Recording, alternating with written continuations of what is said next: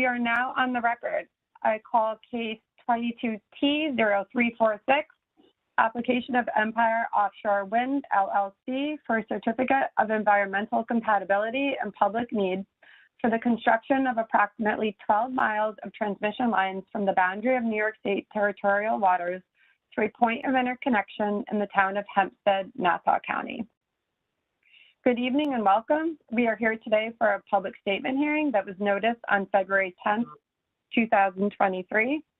This public statement hearing concerns Empire Offshore Wind LLC's proposal to construct, operate, and maintain the New York portion of the transmission facilities required to interconnect Empire Offshore Wind's proposed Empire Wind 2 offshore wind generating facility to be located within the Bureau of Ocean Energy Management designated Renewable Energy Lease Area, OCS-A 0512, to a point of interconnection with the New York State transmission system located at an expansion of the Barrett 138 kilovolt substation located in Oceanside in the town of Hempstead, New York. My name is Lindsay Overton, and I am an administrative law judge for the Department of Public Service. Together with Administrative Law Judge Ashley Moreno, we are responsible for presiding over the hearings in this case and the development of a complete record. In addition, Administrative Law Judge Dakin Lacaix is also joining us this evening. Empire Offshore Wind's proposal is being reviewed pursuant to Article 7 of the Public Service Law. Prior to any construction, Empire Offshore Wind must first obtain a certificate of environmental compatibility and public need from the Public Service Commission. When the case is eventually brought before the Commission for decision, the Commission may adopt, reject, or modify Empire Offshore Wind's proposal. The Commission will make its decision based on the record in this proceeding, including the statements made here today. We are holding this hearing so that you can provide your comments on this proposal for the Public Service Commission's consideration. The Commission consists of 7 members, the Chairman, Rory Christian, and Commissioners Diane Berman, James Alessi, Tracy Edwards, John Howard, David Valesky, and John Majori. We are fortunate this evening to have both Commissioner Edwards and Commissioner Majori with us, so I will briefly pause and ask each commissioner whether they would like to address the participants today. Commissioner Edwards? Yes, thank you very much. Good evening, everyone. I was on the hearing this afternoon, as was Commissioner Majori. We are here to listen to your concern. I do live on Long Island. I am familiar with this particular area, how beautiful it is. I heard on this afternoon's call, some concerns in reference to a lack of communication. So I think that it's important for us to hear your questions and your concerns so that as this process continues, you can get the information that you need for your community. So we are here to listen to your feedback, and I am very glad to be a participant this evening. I will not be speaking because, as Commissioner Majori said this afternoon, it's important for us to listen. So thank you very much for taking the time to be here, and I look forward to hearing your comments. Thank you.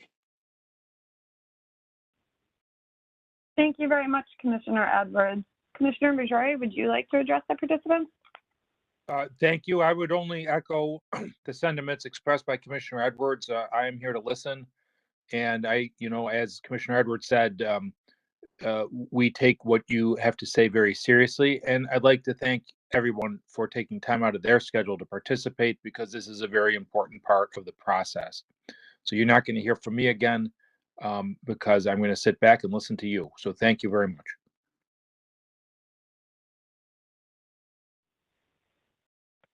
Thank you, Commissioner Majori.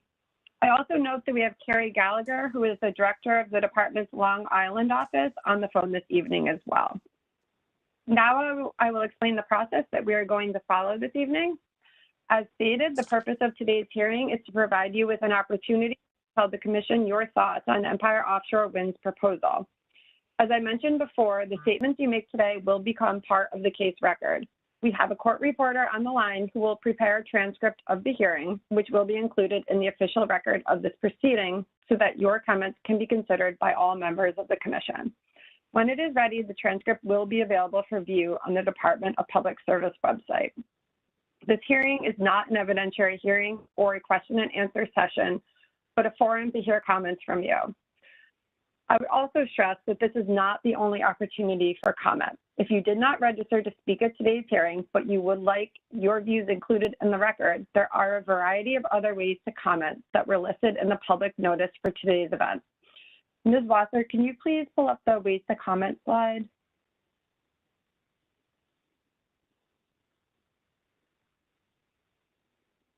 As you can see, you can do so by submitting comments on the department's website, by regular mail, or by phone. Regardless of how the comments are submitted, they will be given equal consideration. Comments may be submitted and will be considered throughout the pendency of this proceeding. There are many people who have registered to speak at tonight's session, including a number of individuals who made statements at this afternoon's hearing. We are going to begin first with those who have not yet made a statement on the record. If time allows, we will then turn to those individuals who previously spoke at this afternoon's hearing. I want to emphasize, however, that all statements will be given the same weight and consideration regardless of how many times they are made on the record. In the event we do not have time to provide those individuals a second opportunity to speak, as explained earlier, you do have the option to submit comments on the department's website by mail or by phone. Our goal tonight is to allow as many members of the public as possible to provide a statement, so we thank you in advance for your understanding. One last item I want to address. There are several members of the public who are joining us this evening who have requested to make a statement in Spanish. We have an interpreter on the line who will be interpreting those statements for our court reporter.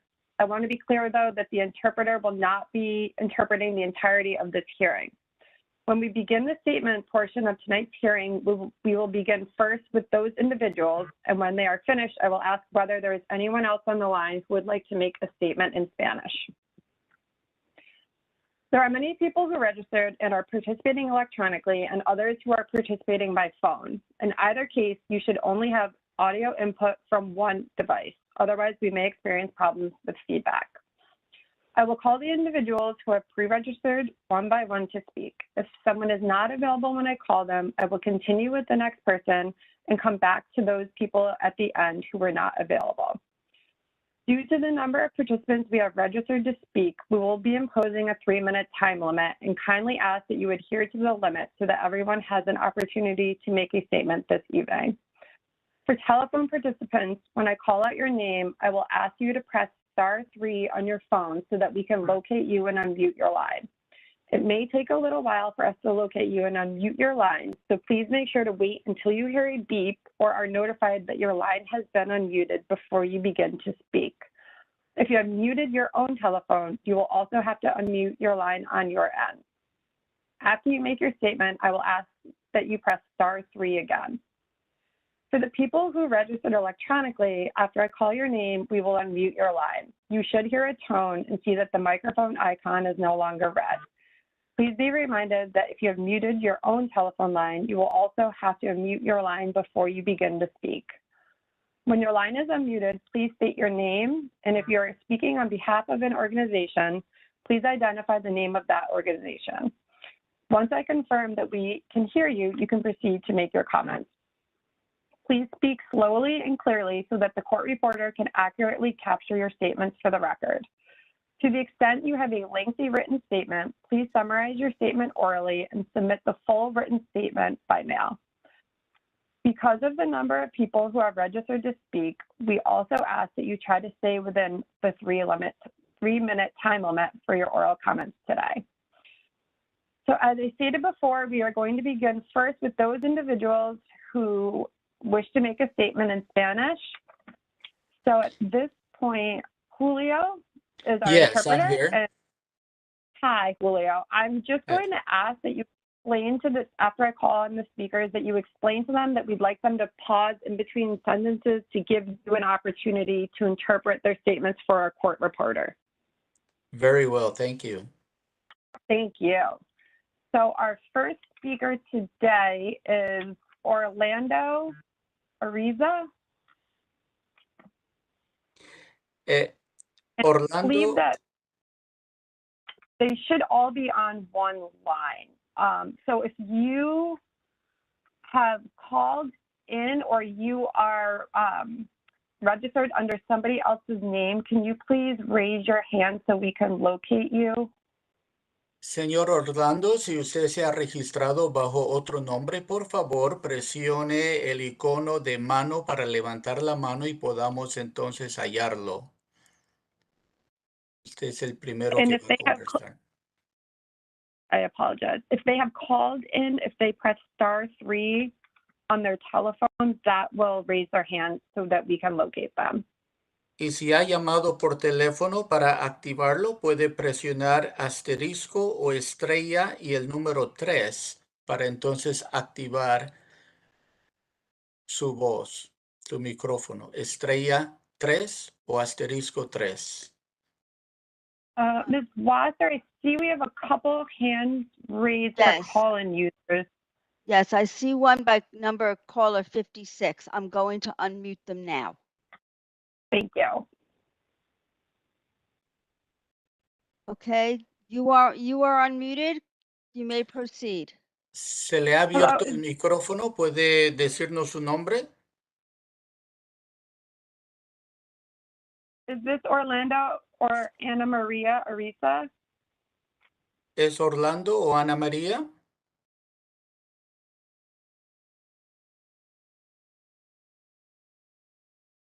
¿Puede identificarse, por favor? If you have your own phone muted, you will have to unmute your line as well. Si tiene su teléfono apagado el micrófono, tiene que abrirlo, sacarle de mutar.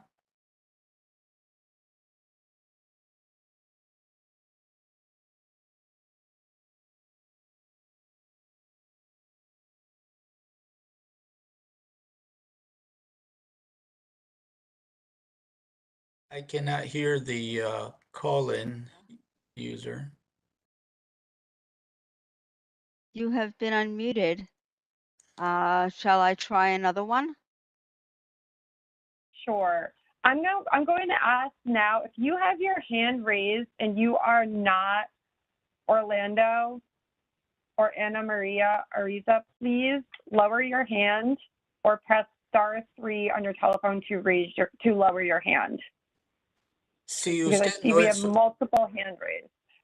hay varias manos levantadas. Si usted no es Orlando Arrifa, por favor, puede bajar la mano hasta que le demos su turno o puede presionar estrella 3.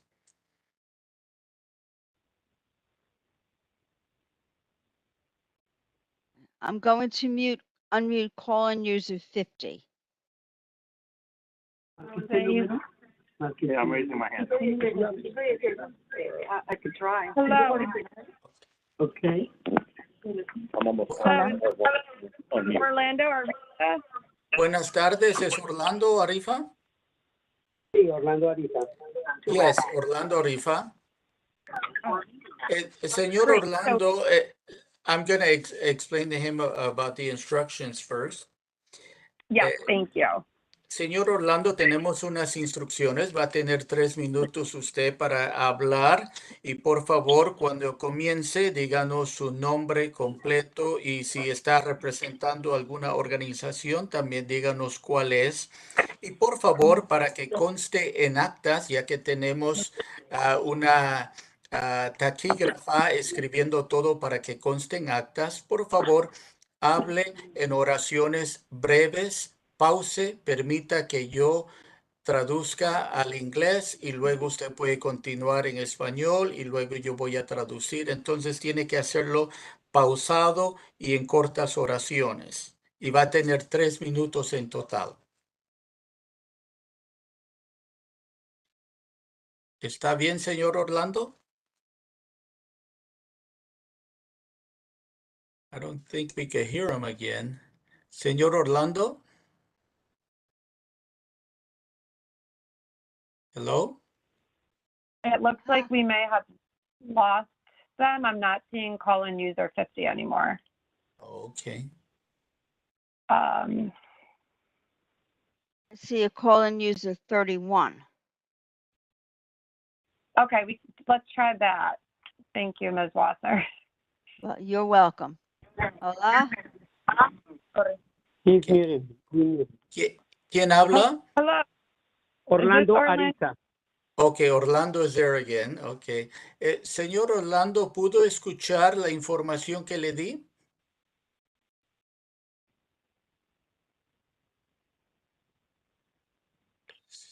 Señor Orlando, ¿puede abrir su micrófono? Ms. Wasser, it looks like call-in user 31 is muted again. Sí, escucho. Ok, señor Orlando, ¿pudo escuchar las pautas que le di sobre cómo identificarse y cómo hablar en breves oraciones para que pueda yo interpretarlo? Sí, le entendí. Okay, he understood the instructions. I gotta press the start every time I'm gonna talk. Okay, good. Okay, great. Thank you. He can, Okay, estamos listos, señor Orlando, para usted. for the court reporter's benefit, I'm going to spell his name before he begins his statement. So Howard, it's Orlando. And then the last name is Ariza.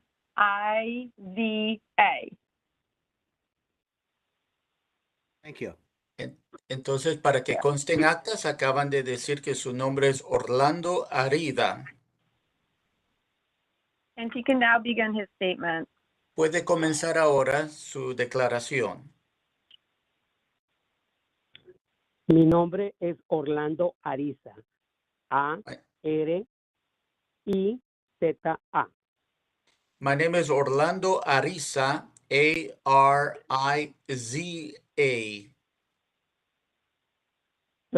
Soy presidente de Long Beach Latino Civic Association.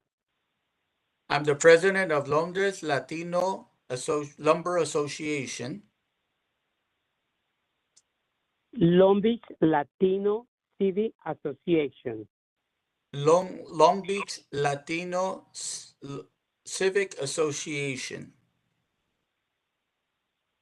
Vivo en Long Beach, en el 310 National Boulevard. I live in Long Beach on 310 National Boulevard. Por los últimos 40 años. For the last 40 years. Mi pregunta My question is, ¿cuáles son los daños a la ciudad de Long Beach? what A la are the playa, what are the damages to the city of Long Beach, to the shore? también cuál ser el daño a la propiedad. And also, what is the damage to property? Y si las líneas de alta tensión And if the high tension or power lines van a causar algún problema a la salud de la gente. will cause any problems to one's health.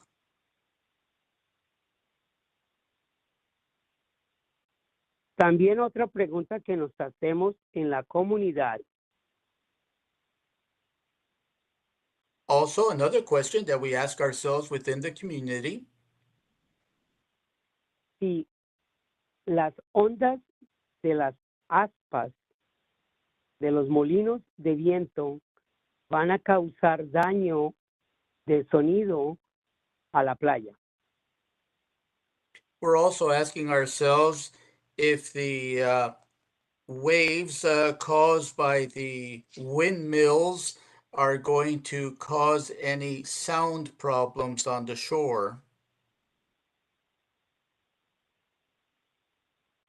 Lo más preocupante es que todos los daños van a ser a Long Beach y Island Park, pero la comunidad no va a tener ningún beneficio de ello. What worries us the most is that the majority of the damages are going to affect Long Beach and Island Park, and the community will not really have any type of benefit.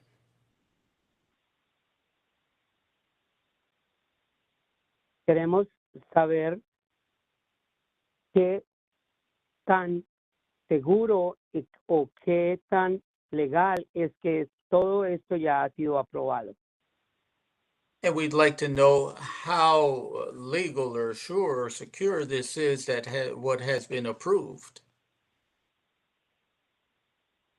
Y la pregunta que nos hacemos todos es qué daño va a traer a la salud de nuestros hijos y de nuestros animales y las personas. And the question that we've all been asking ourselves is what kind of injury or damage will this cause to the health of our children, our pets, and of course us as people? Muchas gracias por su atención. Thank you very much for your attention.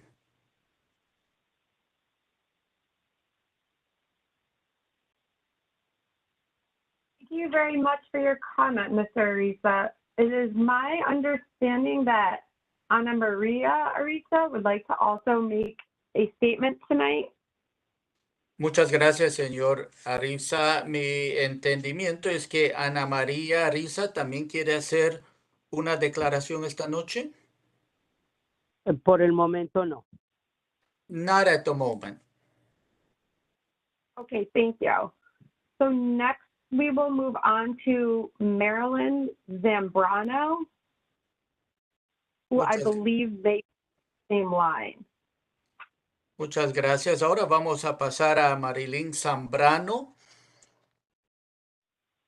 Sí, buenas tardes. Yes, Mi good nombre es afternoon. Mi nombre es Marilyn Zambrano y vivo en Island Park. My name is Marilyn Zambrano and I live in Island Park. Bueno, me van a disculpar. I apologize to interrupt. I just wanted to spell her name for the court reporter. Howard, it's Marilyn. Okay. Z-A. Is C-A-M-B-R-A-N. I'm sorry, can you start over again? There was some interference. Sure. It's Marilyn, M-A-R-I-L-Y-N.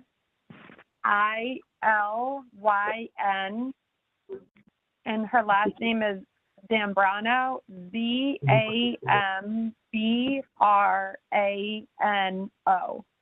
Thank you. Thank you. Okay, I apologize. Go ahead, Ms. Zambrano. Puede continuar, está bien. señora Zambrano.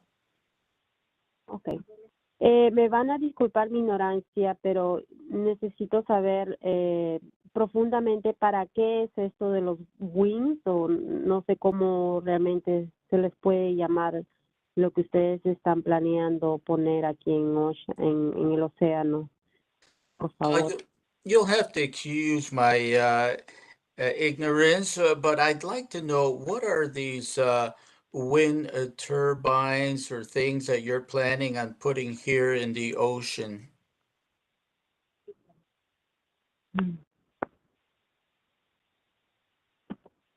The purpose of tonight's hearing is to receive statements from the public. It's not a question and answer session. El propósito de esta reunión hoy es de obtener declaraciones del público, no es un foro para hacer preguntas y respuestas. Bueno, como lo dije antes, disculpe mi ignorancia, entonces yo estaba preguntando porque realmente no estoy profundamente sabida del todo. Entonces, es por esa mi pregunta. Okay, I'm sorry. As I said before, excuse me, I was not aware, and that's why I was making this question because I really don't know what is it's about.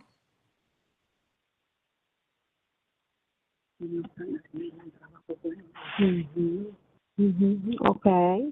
So, bueno, entonces yo sigo sin entender y no tengo ninguna información profunda o oficial. Entonces, es por eso mi pregunta.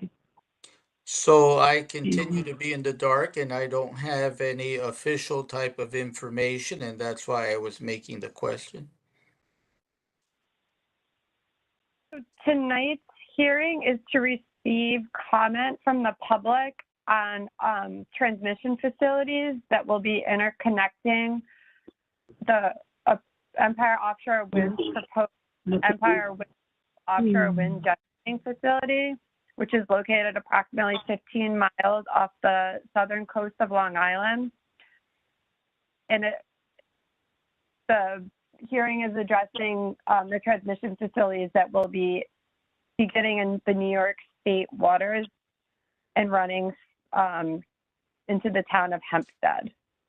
So, Entonces, el propósito de la reunión hoy era para recibir comentarios del público sobre las líneas de transmisión que va a ser este sistema de Empire, que va a estar entrando 15 millas sur de la costa de Long Island y al pueblo de Hempstead. there's more information on the Department of Public Services website. The case number is 22T-0346. But the purpose of tonight's hearing is to receive comments, so we can't really go into a question and answer session. I Sí, apologize if she wasn't aware of the purpose of tonight's hearing.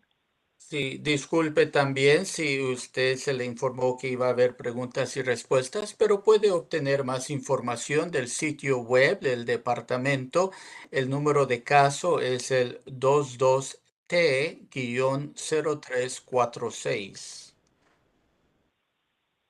Ok, muchas gracias. Solo como residente de Island Park me gustaría estar más informada acerca de lo que ustedes están planeando. Como residente me gustaría también informarme en mi idioma, si es posible en español. Les voy a agradecer. Gracias. Yes, thank you very much. And all I can say to conclude is that as a resident of Island Park and as a resident there, I'd like to be more informed of what's going on and if possible in my language of Spanish. Gracias. Thank you. Gracias. Thank you very much for your comment, Ms. Zambrano. Gracias por sus comentarios, señora Zambrano. De nada. You're welcome. Our next speaker is Angelica Maria. I believe she is also with the group. La próxima es Angélica María, creo que está con un grupo. Okay, a ver. Hola, muy buenas tardes. Mi nombre es Angélica Martínez. Good afternoon. My name is Angélica Martínez. Excuse me, I'm just going to stop you for one moment just so I can spell your name for the court reporter. Disculpe, voy a pedir que pausa solo para que yo pueda deletrar su nombre para el reportero. Okay. Okay. Thank you. Howard, it's Angelica, Angelica. And then her last name is Maria, Maria. Thank you. Thank you. Thank you very much. Please proceed. ¿Puede proseguir y decirnos su nombre nuevamente? Angélica Martínez. My name is Angelica Martínez. I apologize, Howard. I was not given her correct last name. So it's Martinez, not Maria. Entonces es Martínez y no María. Correcto, Martínez is my last name. Correct. Martinez is my last name. Do you have that, Howard? Do you want Yes, I her to do. spell it for you? No, Okay, that's okay. thank you. I have it. Thank you. Muy bien, señora Martínez, puede continuar. Claro que sí, mi estimado. He tratado de escuchar el meeting y claramente como residente de Island Park, más de 6 años y madre de familia, uno de los comentarios, ya que no son preguntas, el comentario es si realmente después de mi compañera Marilyn, en el link y en el caso que nos acaban de pasar de su proyecto, realmente van a considerar a las personas que estamos con nuestra lengua, que es el español, y que toda esta información sea basada y prácticamente poderlas instruir y compartir con nuestro círculo hispano.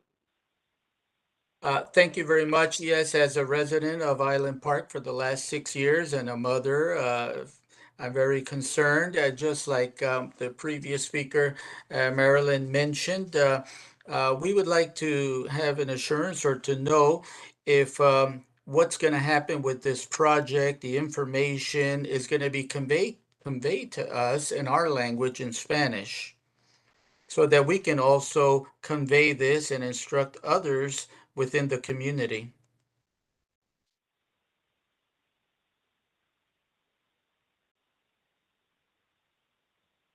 Now that we are aware that there's a need for the Spanish language translation of information, we will certainly be doing that for future notices to keep people aware. So thank you. Ahora que estamos al tanto de las necesidades que se requiere para proveer información en español, vamos a hacerlo y queremos darle las gracias por traerlo a luz. Sí, yo prácticamente estoy muy agradecida porque como soy una persona que está tratando de informarme, me encantaría ser portadora de todas las personas que no tienen conocimiento de este nuevo proyecto y así prácticamente poder conocer los beneficios tanto para las familias hispanas, que es lo más importante también, tanto que estos pueblos están totalmente rodeados de familias hispanas que necesitamos tener ese conocimiento. Well, I'm very thankful for you saying that because we want to be able to transmit this information. As you know, this area is full of many Spanish-speaking families, and we want to be able to transmit the benefits of what is being offered so that everyone is aware.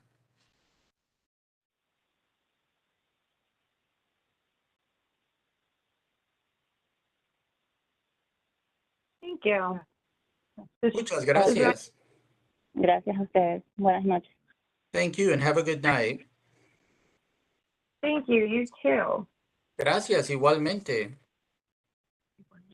Our next speaker is Diana Paranda, and that's spelled P-A-R-A-N-D-A.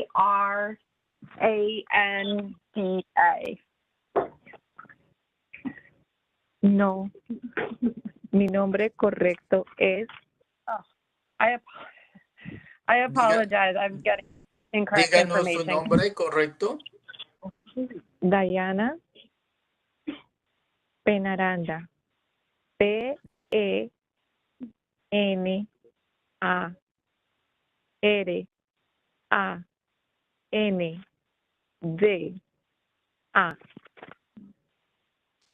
My name is Diana Penaranda. Correcto. Penaranda. Penaranda. Correcto. Correct.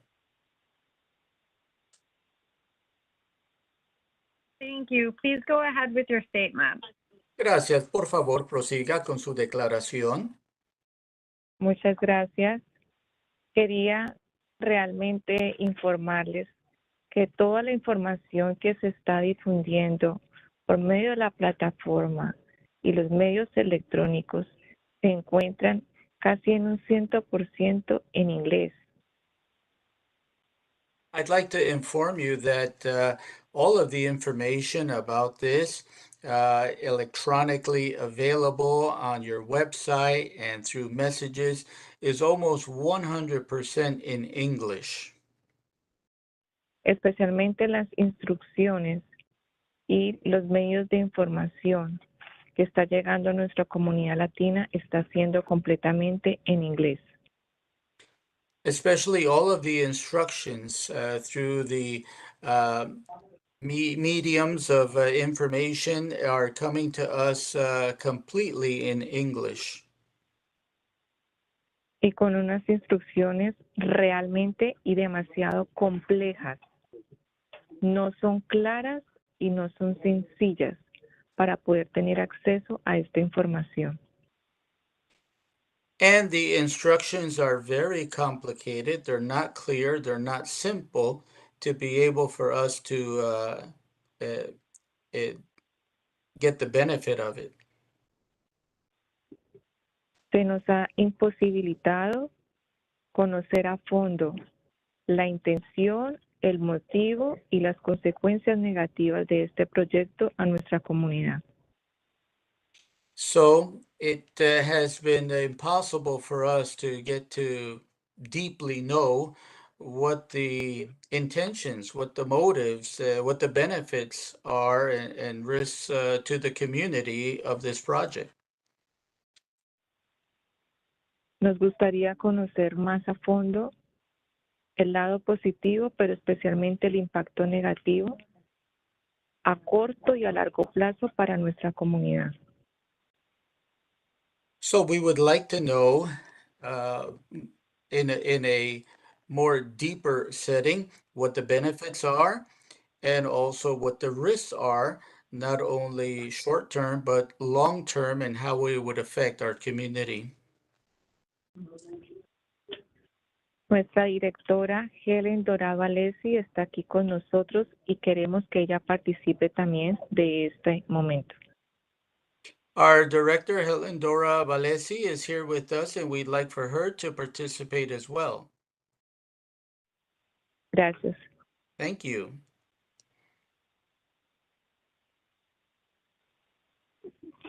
Thank you for your statement. Gracias por su declaración. Helen, would you like to make your statement at this time, since you're with the group that just spoke? Helen, Yes, ¿quiere usted please. hacer su declaración ya que está con el grupo que acaba de hablar? Sí, y gracias por hablar en español con nosotros, pero yo voy a hablar en inglés ahora. ¿Está bien? Yes, thank you for speaking Spanish with us, but I will be able to speak in English. Is that okay? Of course. Thank you, Helen. Please proceed. First of all, I want to thank your interpreter. He's done a marvelous job, word for word. It really, he was incredible. So thank you very much, sir. Again, my name is Helen Dorado Alessi. I'm the Executive Director of Long Beach Latino Civic Association. I really want to thank the group here in Island Park. The Civic Association here has been absolutely amazing in bringing us all together, no matter our backgrounds, no matter our races, no matter our ethnicities. So I first want to thank them. Secondly, I wanted to talk about something called environmental justice. Long Beach Latino is an environmental justice organization, and there are 17 principles in environmental justice work. Of course, I'm not going to go through all 17, but I would like to mention 3 of those that I think are particularly important at this time. Number 1, environmental justice demands that public policy be based on mutual respect and justice for all people, free from any form of discrimination or bias. Number 2, environmental justice demands the right to participate as equal partners at every level of decision-making, including needs assessment, planning, implementation, enforcement, and evaluation. And lastly, environmental justice calls for education of present and future generations, which emphasizes social and environmental issues based on our experience and our appreciation of our diverse cultural perspectives. It is so incredibly important that we come together as communities during this time. Why is this especially important is that my understanding is that this is pretty unique situation in that this kind of work is being brought in through residences, residential areas, which is unique. Therefore, even more work, more attention has to be made to the people in those communities. More has to be given in terms of benefits. More has to be done in terms of outreach. So if the intention is to be strongly and just, we need more information in Spanish, not only on this call, but all of the emails, the websites. I mean, this is extremely important. And we are here to help the community understand and become prepared for what is about to potentially happen. We appreciate you giving us this opportunity, and our members here are very excited about continuing to become engaged. Thank you. Excuse me, this is a court reporter. Can I get a spelling of the last name, please? Sure, it's D-O-R-A-D-O, and then Alessi, A-L-E-S-S-I. Thank you. You're welcome.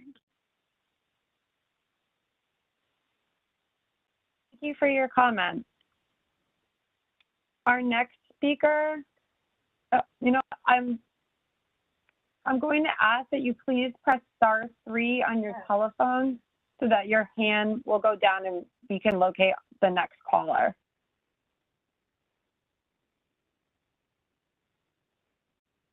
Ms. Alessi, could you please press *3 on your telephone to lower your hand? Thank you. Our next speaker is Linda Childs. Does Linda need an interpreter? Oh, she does not. I'm sorry.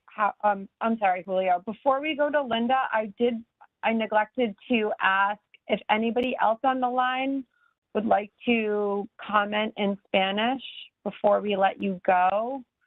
So if you are on the line and you would like to comment in Spanish, please either click the raise hand icon in the bottom right corner of your screen or press *3 on your telephone. So it looks like call-in user 56 has a raised hand. Could you please unmute that line, Ms. Wasser? It's way too long. I'll interview you one day about your poem. My phone? The phone too. Hello? I just, Unmute. No, you've been unmuted. I'm a big art person, art and literature. Right. Ms. Wasser, mute that. Thank you. Let's move to the next one. Call-in user 75. If you could please unmute their line so we can check with them. Hi, your line has been unmuted. Were you looking to make a comment in Spanish? ¿Desea comentar en español?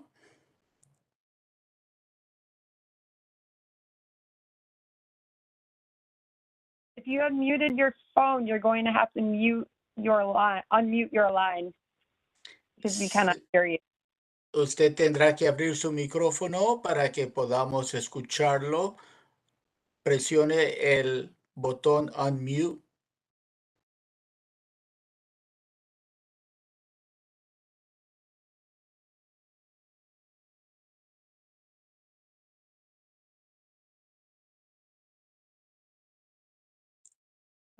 Okay. If you could mute that line, Ms. Wasser, please, and we'll move to the next one. Let's see. Deborah Dorenfast has her hand up.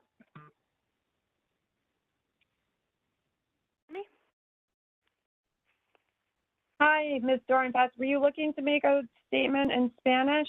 Yeah, no, in English. I'm sorry. Are you able to hear me? I Hello? am. Oh, great. Hi. Great. No, I was hoping to speak in English. Okay, so right now I'm looking to see if anybody would like to make a comment in Spanish. So if you could please lower your hand. Okay.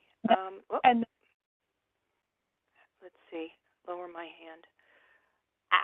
it's in the lower right-hand corner. You'll see the little hand icon. Yeah, it keeps disappearing every time I wait. I'm sorry. It is so not cooperating. That's okay. That's okay. I'm going to mute your line, and then we will come back once we get through those looking to make a statement in Spanish. Thank you very much. Thank you. I see Gabriella O has her hand raised. Could we please unmute her line?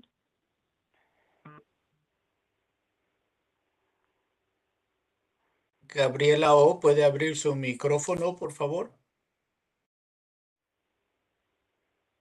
Gabriella, if you have your phone on mute, you're going to have to unmute it on your end because we cannot hear you if you are speaking. Gabriela, si su teléfono está en mute, tendrá que desactivar el mute para que podamos escucharla.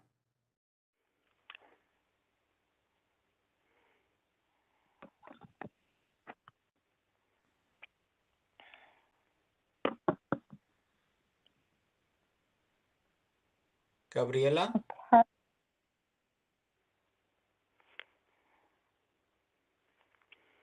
All right, let's mute Gabriella's line since we are having difficulty hearing her. And the last person I see with a raised hand is Veronica Dalton. Could we please unmute Ms. Dalton's line? Hello, Ms. Dalton. Hello, Judge. How are you? Good, thank you. Were you looking to make a statement in Spanish this evening? Not in Spanish, in English. Okay, so I will come back to you once we get through any other individuals who would like to make a statement in Spanish while we have our interpreter on the line. Okay, that's fine. All right? Yes, Okay, thank you. If possible, if you could lower your hand in the bottom right corner of the screen, that would be helpful.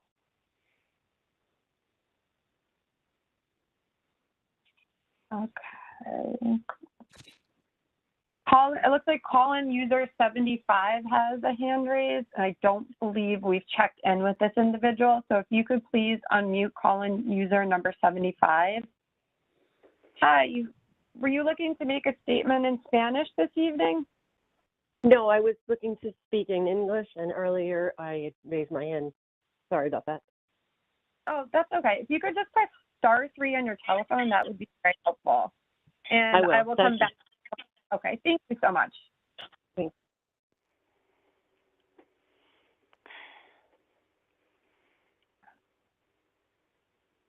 Okay, it looks like we've gone through everybody who had a hand raised. So it looks like that is it. And I think we are done with your interpretation services, Julio. Okay, Thank very you well. so much for your help. It was very helpful and we really appreciate it. Okay, very well. Have a good evening then. Thank you. Thank you, you too. Thank you, Bye.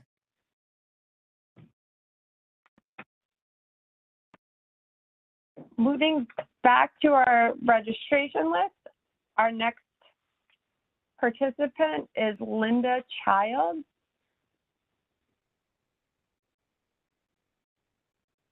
Ms. Childs, if you have called in this evening, if you could please press *3 on your telephone so we can locate you and unmute your line, that would be helpful.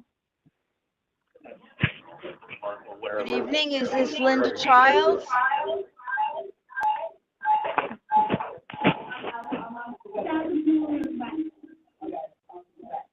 It doesn't look like that. So let's you call in user 56. Thank you. And we will move to our next speaker and come back to Ms. Childs at the end. Next, we have Anne Marie Dezio. Anne Marie, if you have called in this evening, if you could please press *3 on your telephone, that will allow us to recognize you and unmute your line.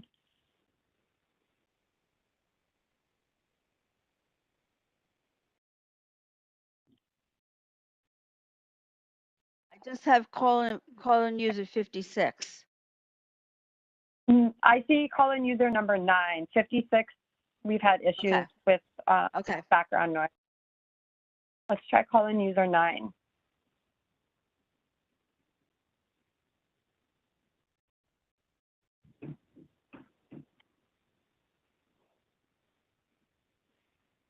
Ms. Wasser, could you please unmute call-in user 9?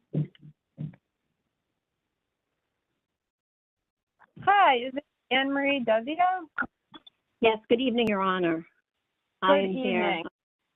I'm a little technologically. Can you I'm just going to ask you, could you please just spell your name for our court reporter before you begin your statement? Absolutely. The first name is Anne, A-N-E, M-A-R-I-E, Anne Marie, last name Dezio, D-E-Z-I-O. Great, thank you. Please go ahead and make your statement. Given the hour, and I realize that I had written quite a lot, I am going to ask that I be able to submit it in writing and just briefly tell you some of my concerns, just really quick. One of the things is I am a resident of Long Beach, and I have to say, with the pandemic and everything going on, I feel like I'm late to the party. I really only learned about the project and its impact on our community relatively recently. In terms of trying to educate myself and find out information, it's been kind of piecemeal, and I'm not really even sure if my information is accurate. I do have several concerns. One of them is about the underlying, subterranean digging underneath the barrier island. I tried to educate myself by going to NOAA, about barrier islands and their vulnerability. And I was referred to the Army Corps of Engineers. It's kind of a lot of information to absorb, but I am concerned that we are a barrier island and what the effect of this tunneling underneath the island will do to what is basically a giant sandbar. We're not bedrock, we're not Manhattan, and so I haven't been able to learn about that. Obviously, I'm concerned about long-term health exposure, whether it could cause cancer. And another pressing concern is the fact that we are an island. There's only 3 ways out of Long Beach. You can either go the Atlantic Beach Bridge, the Long Beach Bridge, or the Loop Parkway. The Long Beach Bridge is a designated evacuation route for central Long Beach. We have 35,000 people that live in Long Beach. The substation is located at the foot of the Long Beach Bridge. I don't want to sound like a drama queen, but I do believe that it is conceivable that there could be some kind of catastrophic accident, either a lightning strike, an extreme weather event, human error, terrorism, or sabotage at the substation, which, because it's so close to the bridge and the Long Island Railroad Bridge that lets us get to work, what would happen if something put that area out of commission? And so I have more questions than answers, and I don't think there's a central place or a venue where people, can really get the information. I feel like the city of Long Beach has let us down in terms of public trust in government. It's at a historic low for a reason. You just can't get an answer. And so I guess I'm a little frustrated and scared and nervous because it sounds like the project is already given the go-ahead, and no matter what we say or do, it's not really going to make a difference. I hope that's not true. I hope that somebody's listening and will take our concerns into account. And I thank you for your time and attention, and I hope to polish this a little bit more eloquently and submit it in writing. So thank you, Your Honor. I wish you a good evening. Thank you very much, Ms. Dezio. Thank you. Our next we have Roy Lester. please unmute Mr. Lester's line. Hello. Good evening. I'm going to ask that you please spell your name for the court reporter. And if you are representing an organization, please identify that organization before you begin your statement. I'm speaking as a resident. I am a Long Beach City Councilman, but I'm speaking as a resident. And I've been listening. Oh, my name, Roylester.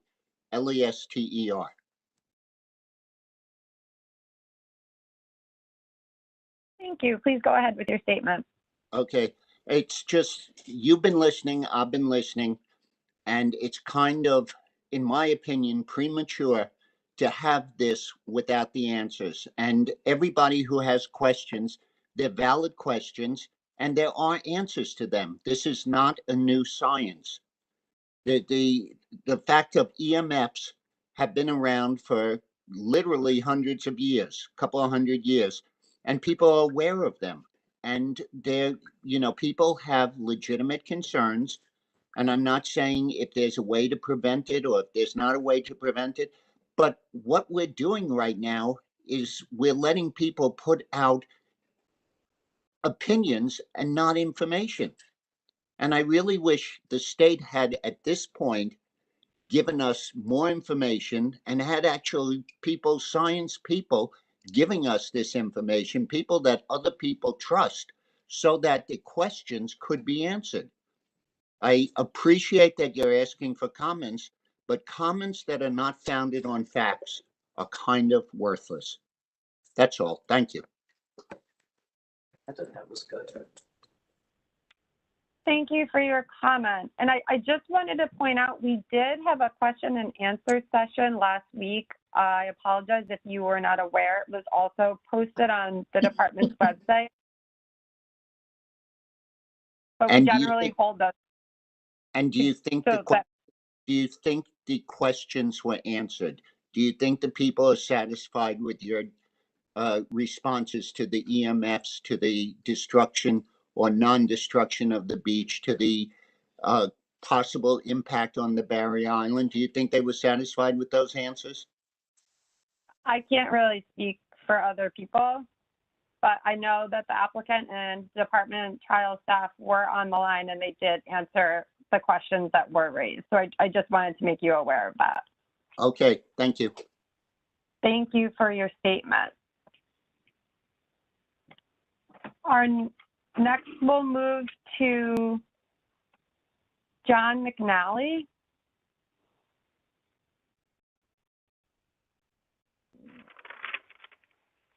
Mr. You have called in this evening. If you could please press *3 on your telephone so we can locate you and unmute your line, that would be great.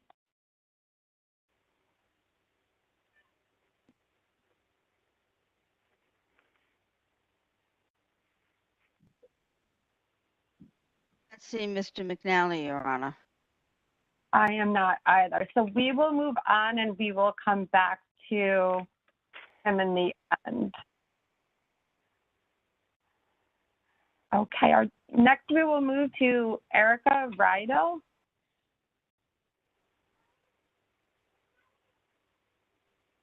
Ms. Rydell, if you have called in this evening, please press *3 on your telephone so we can locate you and unmute your line. Looks like caller 49. Hi, is this Ms. Rydell? You have raised your hand to ask a question. Please wait to speak until the host comes on you. If you are speaking, we cannot hear you, so you may have your phone muted. You'll need to unmute your phone on your end so that we can hear you.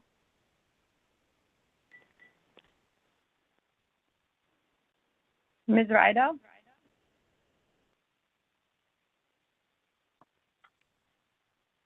Okay, we will come back to Ms. Rydell. Oh, it looks like her hand raised again. Can we try one more time to unmute call-in user 49, please? Your line has been unmuted. Hello? Hi, is this Ms. Rydell? Yeah. But not clicking in. I'm sorry, what was that? What's happening with the phone, but I was trying to connect, so I'm glad it went through finally. Yes, we can hear you. I'm just going to ask before you begin your statement, if you could please just spell your name for the court reporter.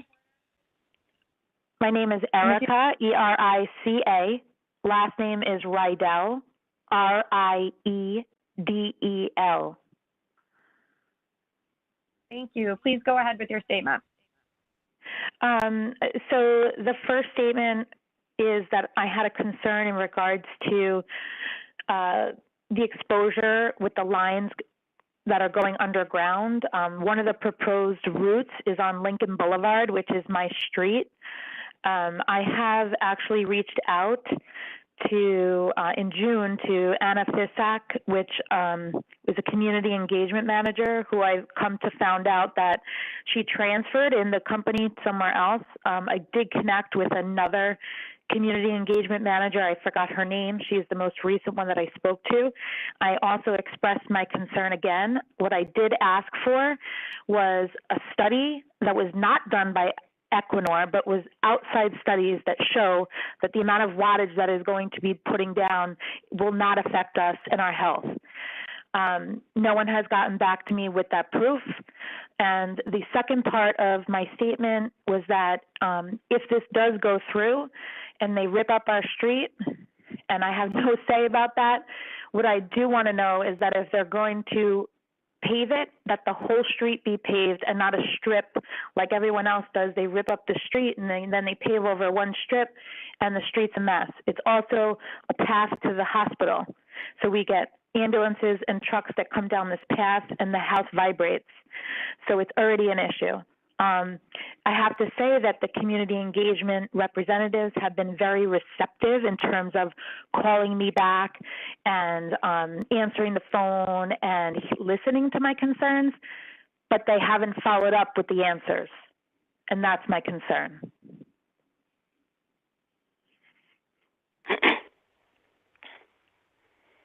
Thank you for your comments this evening. Next, we have Thomas Zarcone.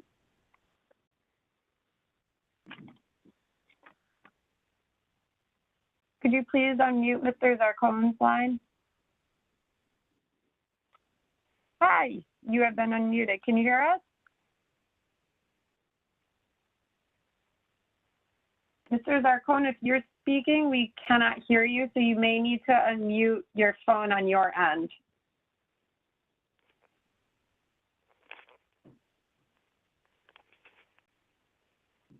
Can you hear us? Mr. Zarcone, you've been unmuted.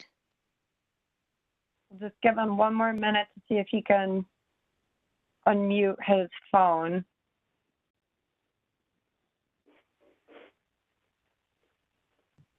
Mr. Zarcone? Okay, we will move to the next speaker and I will come back to him. Next, we have Tim Kramer.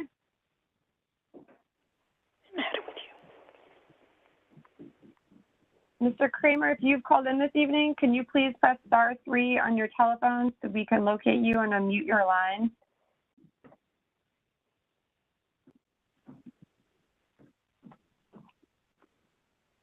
Christina Kramer has her hand raised. So it looks like Mr. Kramer may be with her. If you could unmute Christina Kramer's line, please.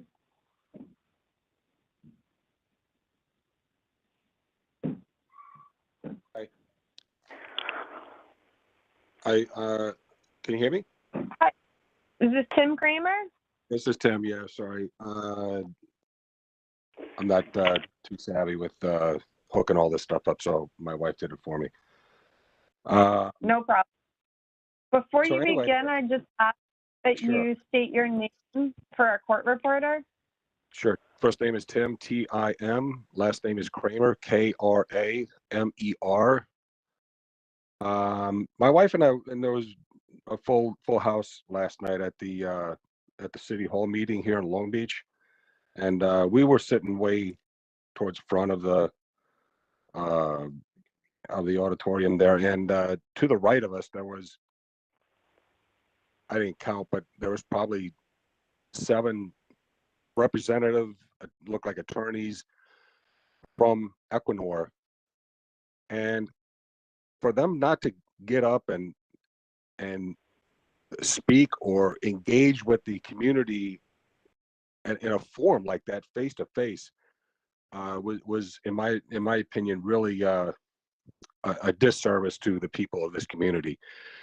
I felt like they were there just to kind of listen in on our conversation and find out what the concerns and issues were, and then, you know, reconvene in their own time to, you know, to dispel some of our issues, and it really put a bad taste in my mouth. And you really have to, you know, wonder with trusting a company like this, if they can't stand up in front of the people of the community that's being, you know, directly affected by this, is really sad, really sad. The other thing I wanted to mention is that environment and climate are 2 vastly different things. Okay, they keep talking about climate and they're jumping over environmental.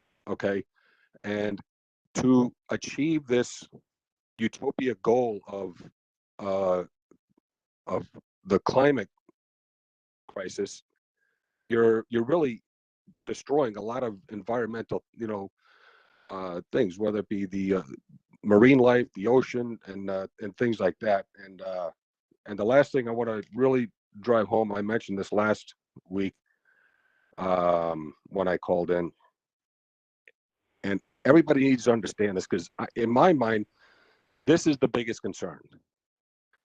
Equinor is a government-owned company. It's owned by the country of Norway. Okay, it'd be bad enough if we had a foreign company come in here and put all these windmill projects up off of our shoreline and run cable lines and transformer stations and all this stuff. Okay, that would be bad enough. It's far worse than that. 67% of this company is owned by the country of Norway. Why in the world would the United States of America allow a foreign country to control our electric needs? One of the most basic need of a human civilization. We're outsourcing, if you will, to a foreign country. That makes no sense. And that alone should stop this thing in its tracks. This is you know, you're bringing up sovereignty issues, and it really is a major concern of mine. And I don't think people know that Equinor is owned by the government of Norway. It's absolutely crazy that we're even considering getting involved with this. I appreciate your time, and thank you for allowing me to comment. Thank you very much for your statement, Mr. Kramer. I'm just going to ask you, please raise the hand in the lower right corner of your screen to lower your hand. Thank you. Our next speaker is Boris Livshiv.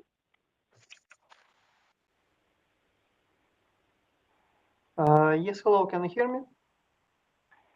I can. Before you begin, I'm just going to ask that you spell your name for a court reporter, please.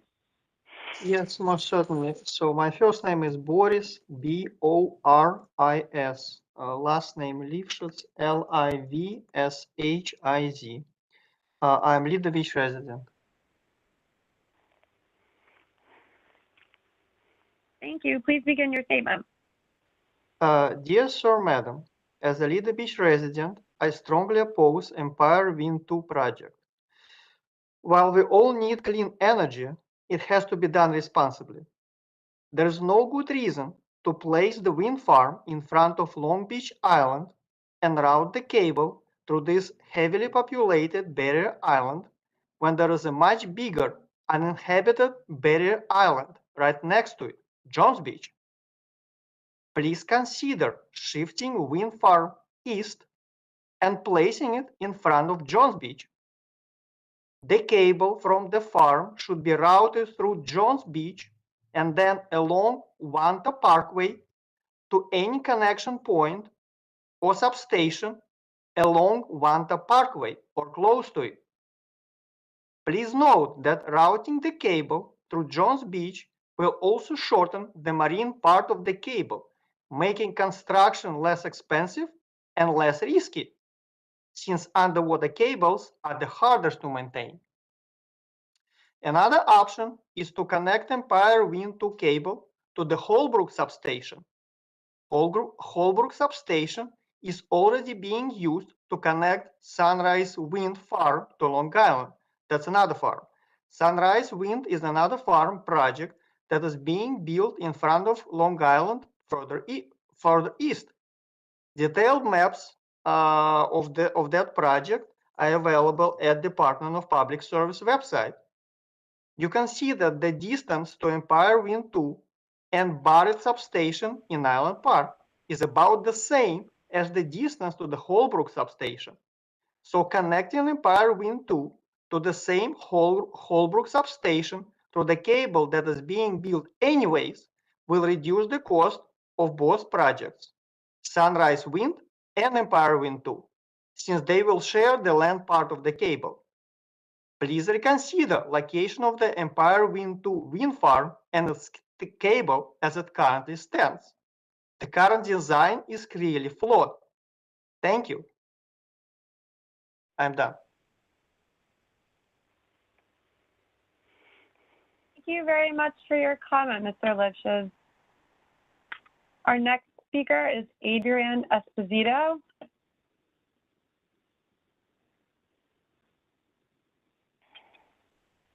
Can you hear me? We can. I'm just going to ask that you state and spell your name for a court reporter before you begin your statement, and then you can go ahead. Adrian Esposito, A-D-R-I-E-N-N-E. Last name Esposito, E-S-P-O-S-I-T-O.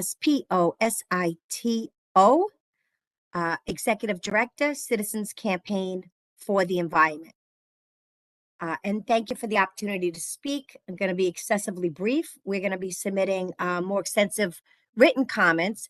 But I do want to say that, I've been listening to the hearings this afternoon. I was at the meeting in Long Beach City on Tuesday night. We support offshore wind. We support it strongly, and it's needed. It's a necessity.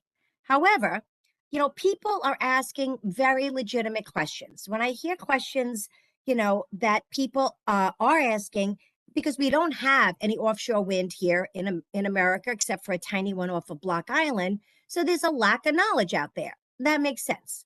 People are asking questions about the electromagnetic waves. They're asking, electromagnetic frequencies. They're asking questions, do they kill fish? Are there threats to children? Or is there a harm to public health? How will this impact the bottomlands of the ocean? Will fish die? All of these things. And I just want to reiterate what the Long Beach councilman said, because he said the most valuable thing I've heard in a long time. People have questions, as they should, and they have a right to do that. But there are answers to these questions. We have state experts, right? We have a New York State DEC. We have NYSERDA. We have the New York State Department of State Coastal Resources Divisions. We have academia. We have scientists. And yet, the only one who's done a community meeting has been Equinor, and nobody wants to hear what they have to say because they're the wind company. So we really, for all the elected officials who are on and listening, or state agencies who are on and listening, instead of using my time to comment on the cable, I'm using my time to put out a plea to you guys to provide independent experts on the multitude of issues that need to be covered, and provide community sessions that allow people to get their questions answered. In the absence of facts, the fears will grow. In the absence of facts, the myths will spread. And that's exactly what we have here. We just heard a speaker say, just plug it into Holbrook. Well, it's a good comment. Why not? Well, because you can't just plug in 946 megawatts into another substation. But people don't know that, right? This has to be done in a methodical way. And we need electricity going to the Nassau County, segment, not just Suffolk. So there are reasons why things are being done the way they are, but the public has been provided no independent expertise or information to get their very valid and good questions answered. So that's my comment. And this is not a reflection of the PSC, because that legitimately is not your job. It is the other state agencies' jobs. Thank you very much. Thank you very much for your comment, Ms. Esposito. Our next speaker is Neil Milch.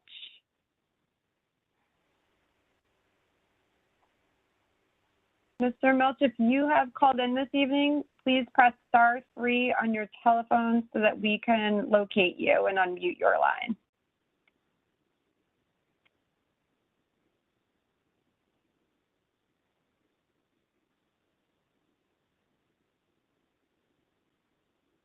I see a raised hand. Ms. Wather, that begins, the number is 233. Could you please unmute that line? Thank you. Hi, is this Mr. Milch?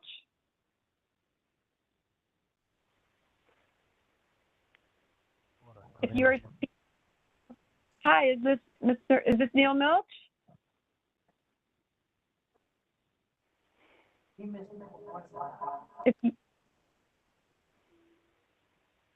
If you are speaking, we cannot hear you. And if you have your line muted, to mute it on your end.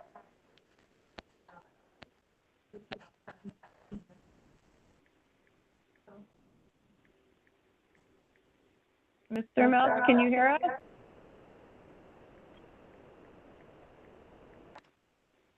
Okay, we'll move on to the What? Come back to Mr. Milch. Next, we have Jeremy Schoenecker.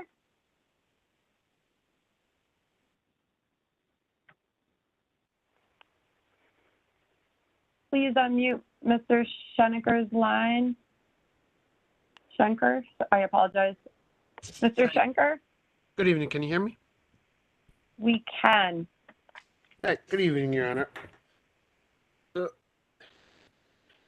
Before you begin, I'm just going to ask that you spell your last name for the court reporter, please.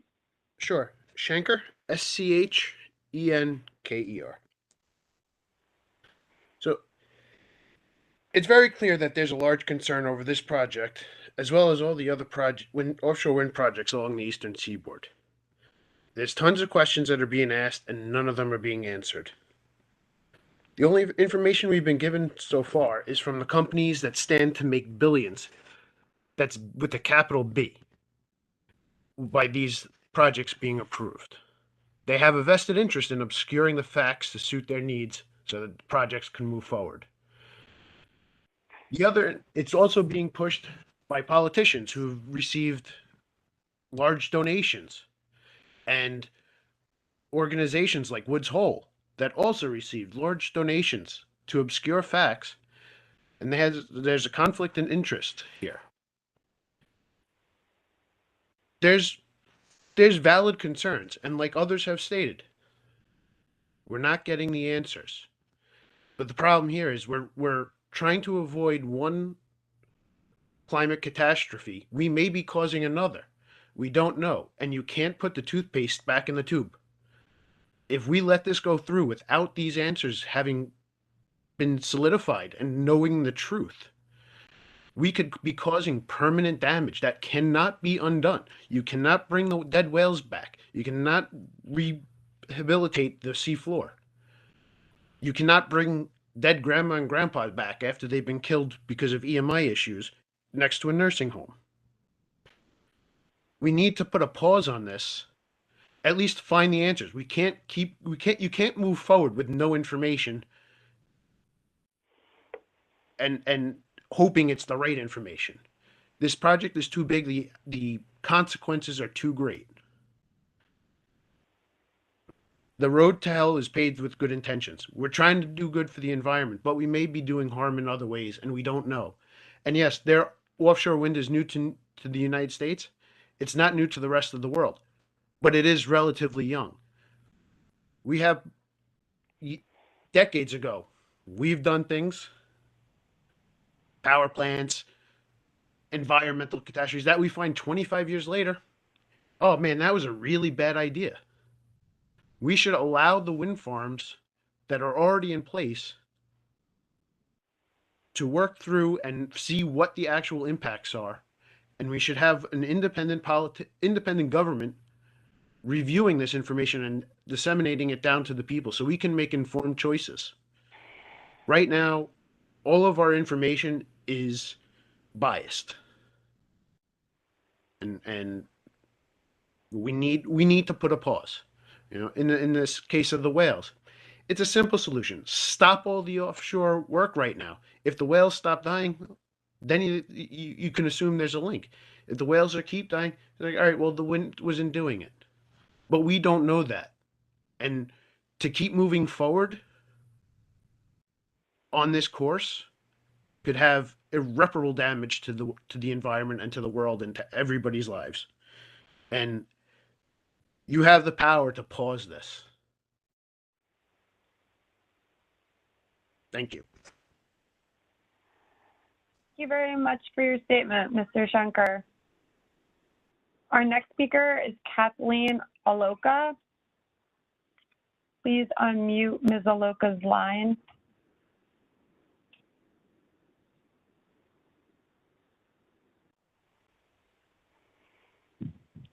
Good evening, Ms. Aloka. Can you hear us? I can. Can you hear me? I can. Thank you. Before you begin your statement, I just ask that you spell your last name for the court reporter, please. Sure. It's Allocca.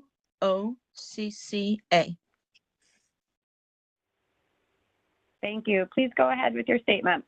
Okay. So pretty basically, I was born and raised in Island Park. Well, like family here. It's a small little community, beach community, and we love it. I'm totally against the substation being built in our beautiful town. And especially since it's being built right next to our nursing home, literally within feet. I don't want to look out my living room window and see a 6-story monstrosity building of a substation.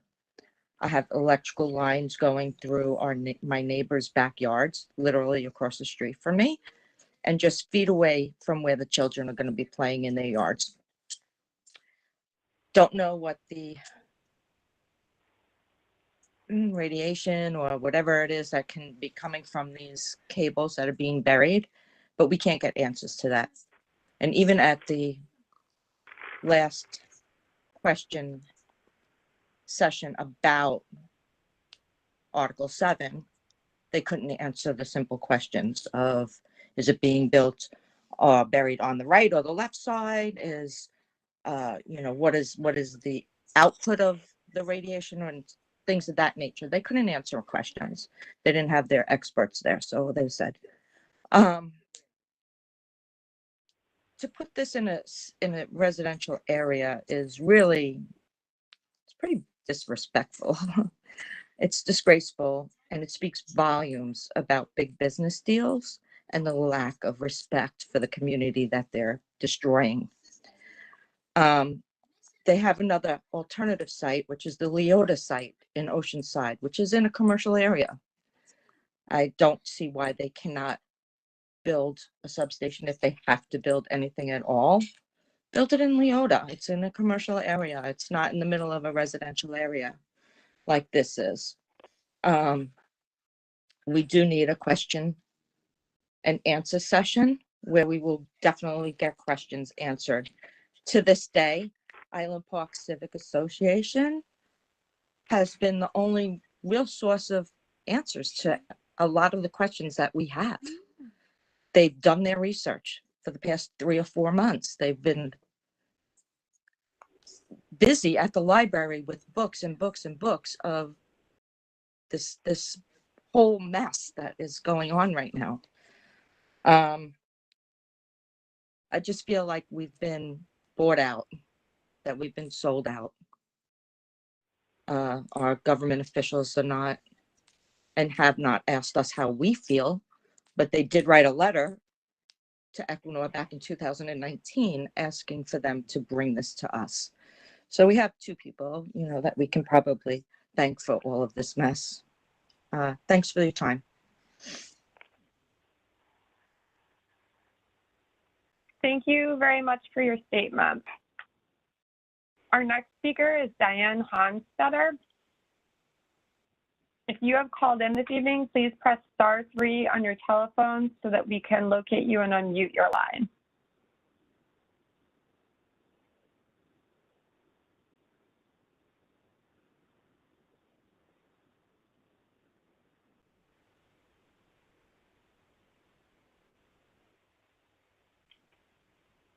I am not seeing any new hands raised, so we will come back to her at the end. Our next speaker is Melissa Parrott.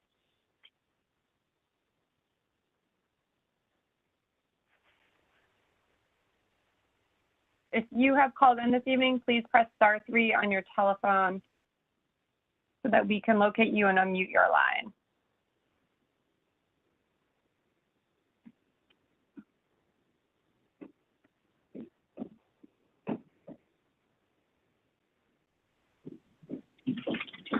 We will come back to Ms. Parrott at the end.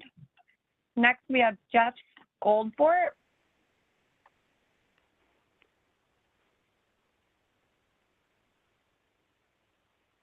If you have called in this evening, please press *3 on your telephone so that we can locate you and unmute your line.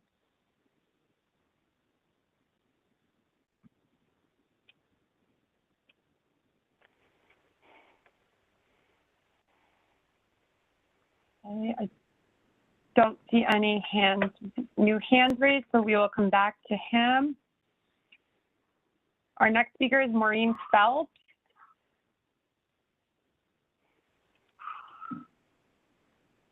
Please unmute Ms. Phelps' line. Hi, can you hear us? Yes, can you hear me? We can. Please go ahead with your statement. Yes, I am a resident of Long Beach. I grew up there and I own a co-op on Shore Road. I have several concerns about this. The first being the environmental impact. The cancer rates on Long Island are already astronomical. The electromagnetic fields, we need to know how they are going to be affecting not only the people, but our animals. The marine life, the sonar disruption just from digging in those pilings send off such noise pollution for the animal life that this may or may not again be affecting the whales, but there needs to be more complete studies done to see what's going to happen to our dolphins, to our whales, to our sea turtles, that we've spent so much time getting clean water to have these back in our oceans. The sediment that's disrupted on the ocean floor also is a negative impact on the sea life. The replacement of the turbines, they only have a lifespan of 20 years. So again, that's another environmental impact. What happens when there are oil leaks? Again, environmental impact on our marine life, and not only our marine life, but our beaches that we so enjoy. What if there is some sort of disaster? What if we have another Sandy and we need to evacuate and there's problems with the substation at the foot of the bridge? We already know that the West End floods. To evacuate over the Atlantic Beach Bridge is an issue. The Loop Parkway, the bridges are always having a problem. So that means that we have three evacuation routes that have potential of not being used during an incident. I think that's my main concerns, and I think that a lot more studies need to be done, a lot more education to the people that actually live here and live in Island Park and live in Oceanside. And we need some answers before this project is going forth. Thank you. Thank you very much, Ms. Phelps. Our next speaker is Tricia Leone. You could please unmute Tricia Leone's line, Ms. Wasser. Good evening. Can you hear us? Yes, hello. Hi.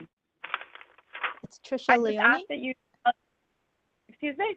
Yes, Tricia, Tricia, Leone, Leone.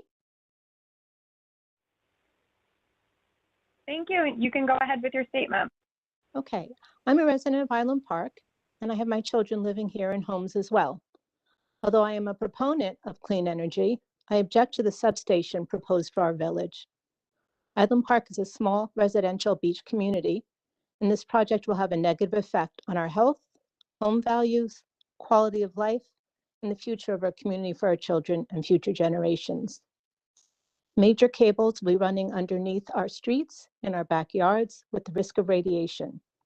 The substation, which will be an eyesore, will be humming and possibly emanating health hazards. Equinor wants exemptions from noise ordinances because they know there will be excessive noise from the substation and from the construction of this monstrosity. In addition, this is proposed to be an unmanned substation with responding personnel coming from Brooklyn. The safety hazard is unconscionable. On a broader scale, we have the impact of the offshore turbines. The potential impact includes displacement of birds from areas where they forage for food and direct mortality from collisions with the blades of the wind turbines. Both displacement and mortality can have detrimental effects on the overall population of an affected species. Then there is the impact to the seafloor, sensitive coastal environments, and other marine life. NOAA has acknowledged that any activity that puts noise in the ocean could potentially impact marine mammals, namely their navigation and their habitats. Disruption from pounding turbines on the seafloor and the laying cables causing death or dislocation to animals on the floor and in the water columns. There is also an incidental take regulation, which allows Equinor to take the lives of thousands of marine animals. We are a fishing community and thus concerned that construction of wind turbines on coastal waters will jeopardize jobs in the fish population and will make navigation difficult. The turbines are also giving rise to sediment plumes. When this happens, fish can't breathe in these and then they relocate. In addition, the turbines built within view of the coastline will affect local residents, tourism, and property values. And if that's not enough to convince you, then this project is ill-conceived. Tens of thousands of aging blades are coming down from turbines around the world, and most have nowhere to go but landfills. Built to withstand hurricane-force winds, the blades can't easily be crushed, recycled, or repurposed. Researchers estimate the U.S. will have more than 720,000 tons of blade material to dispose of over the next 20 years. Although many of the proponents who have presented their opinions deny that there will be any consequences from this project, they do not live here in Island Park. If wind energy is the answer, then let's move forward responsibly and with full transparency. But regardless of any conclusions regarding clean energy, this project does not require a substation in Island Park when there are suitable non-residential sites available nearby. So I implore the powers that be, please move the substation out of our little residential village to somewhere more industrial and less populated. Thank you for your time.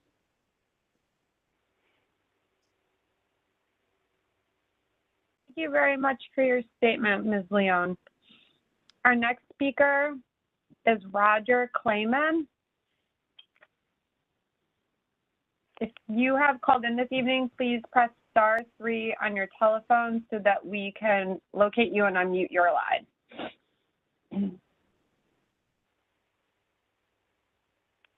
Ms. Wasser, could you please unmute call-in user number 62?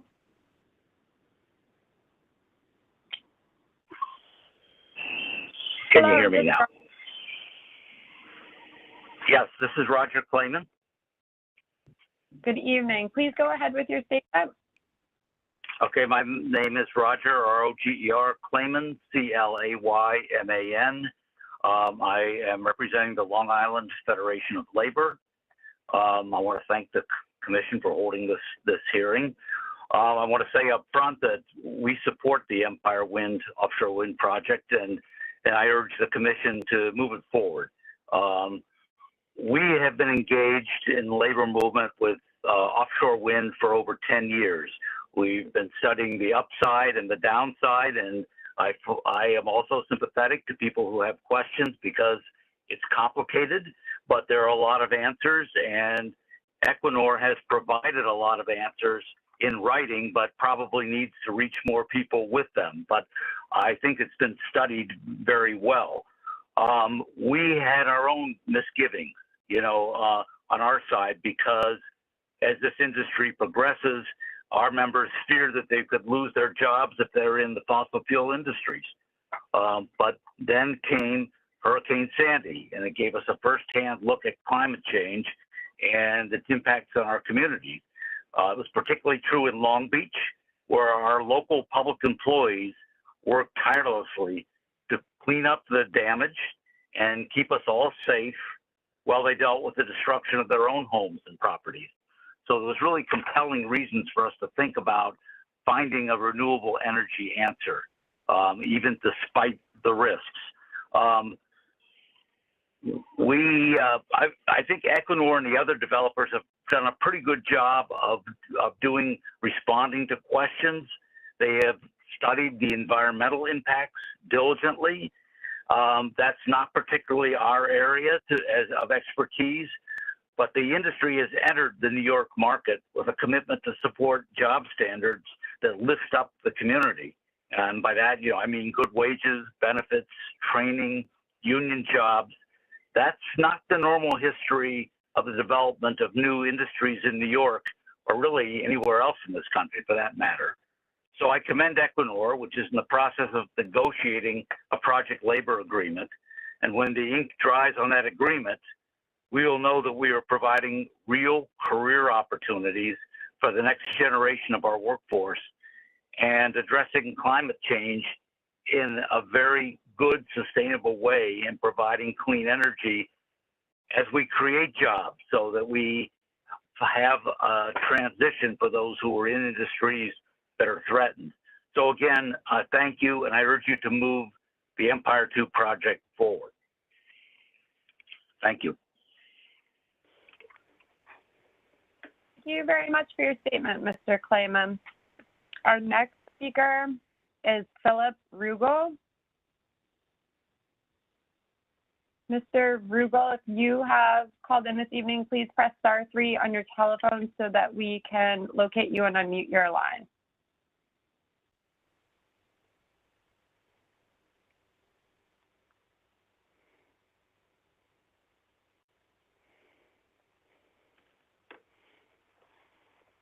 I don't see any new hands raised, so we will move on to our next speaker, which is Deborah Dorenfast.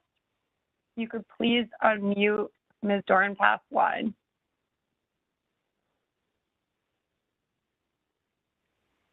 Hello? Can you hear Hi. me? We Hi. can. You got me this time, right? Before you begin, please state and spell your name for the record. And if you are representing an organization, please identify that organization. And then you can begin your statement. Deborah Dorenfast, DeborahDorenfast. And again, thank you for this opportunity to speak. And while I strongly agree with the concerns of the residents who just spoke, I want to speak specifically to the residents like myself who may have a high volt cable running up against or near their property. Nowhere in the world are such cables running through a residential area. Why is it necessary to do it here, especially when there are close by industrial areas? I live within walking distance of dozens of homes and apartments that are so affected. Now, the plan for this cable runs inches from my front door and the doors of my neighbors. We have no sidewalks. We have a small property in the front and in the rear on D'Amato Drive. My lot is 184A and B. I mentioned this at the last meeting. There's only one way into this street and the same way out of the street. I saw a picture of the equipment being used. And one of my questions is, are you going to be destroying any part of my property? What about village property on the other side of this tiny street? This is where the village and I both planted trees as a barrier against the Long Island Railroad. What about property that's abutting Long Beach Road that also has trees, including trees that are over 40 years old? How are they going to dig those cables without destroying that portion of the property? I have concerns about coolant, the potential of leakage into the groundwater, pets and wildlife. I know a lot of this was already said, but this is such a short distance from my front door. Short-term and long-term, short-term, this leaves no access for us into our homes and vehicles, plus the amount of noise and dust. Again, I'm talking inches from my front door.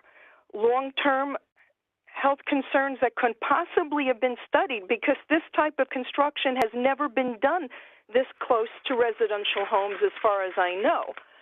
Then there's the additional concern of flooding in a village that already has a flooding issue. So, for example, what happens to our backyards when our front yards have cables dug into the ground?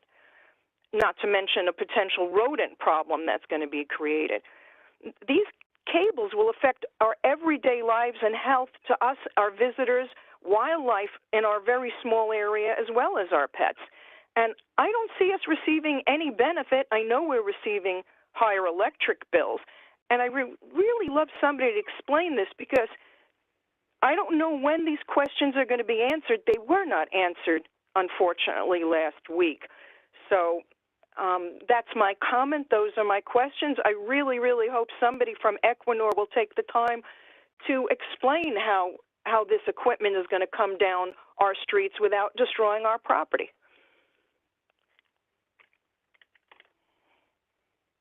Thank you very much for your comment, Ms. Dorenfast. Our next speaker is Brian Smith. Mr. Smith, if you called in this evening, please press *3 on your telephone so that we can locate you and unmute your line.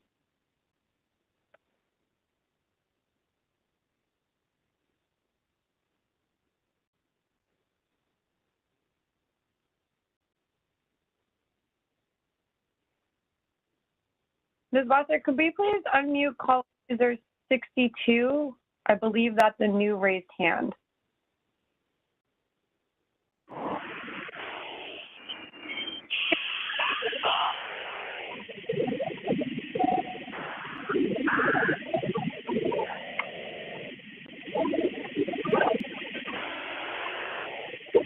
Hello, can you please mute your phone or hello? That one. Thank you. Okay, we will come back to Mr. Smith at the end. Our next speaker is Mozaffar Shokrian. If you could please unmute that line. Thank you. Hi, can you hear us? Yeah, can you hear me? We can. Before you begin, I'm just going to ask that you state and spell your name for the record. And if you are representing an organization, please identify that organization, and then you can begin your statement. No, I represent myself. My name is Mozaffar Shokrian.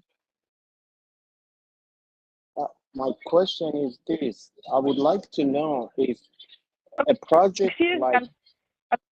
I'm sorry to interrupt. I just need you to spell your name for the court reporter, please.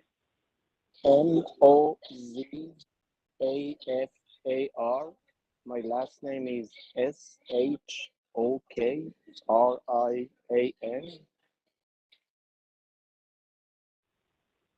Thank you very much. You can go ahead with your statement. You know, what I would like to know is that if a project like this has ever been done anywhere in United States where power line carrying 340,000 volts of electricity run in the middle of a densely residential neighborhood, and they are buried only 3 feet below grade. As you may know, the water table in Long Beach is very high. That's why they cannot bury it any more than this. And then I want to know, is Long Beach the very first test case of this sort where they run the wires again in the middle of a residential neighborhood which is densely populated? I have another question. I would like to know if this company is willing to disclose under oath all the information that they have, that they know is wrong with high voltage cables running in the middle of residential neighborhoods.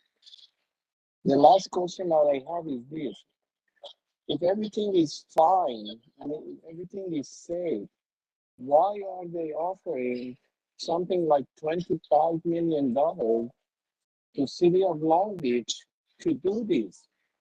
Why do they have to pay that if there is nothing wrong with anything? That's all my questions. Thank you.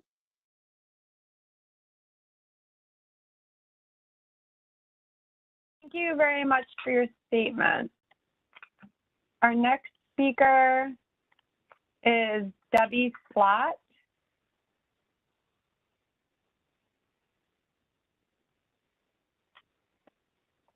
Hi, this is Debbie Slott, S as in Sam, L-O-T-T. Thank you. Please go ahead. Okay, I live very near to the substation that's going to be built very close to my home. And it consists of 138 VGIS, a diesel building, shunt reactors, cap banks, filters, storage containers, whatever the volt, so many volt cap bank, so many things that are so dangerous. It's very scary. There is no, we haven't seen any plans for evacuation. Like somebody else said, it's an unmanned substation. There's cables running through residential areas, and there is no plans. How are we 2 roads out of here? How would we be evacuated? And why should we be afraid to be evacuated? It's just it should not be built in a residential area. There's no place in the world that, I mean, I want to see proof of places in the world where it goes through such residential, highly, you know, populated residential area. I don't know why this was even considered, and I'll keep it short, but I'm just very afraid of the whole thing. I feel like the parties involved are unempathetic, and we, like everybody else has been saying, need answers. And then I'll end it here. Thank you.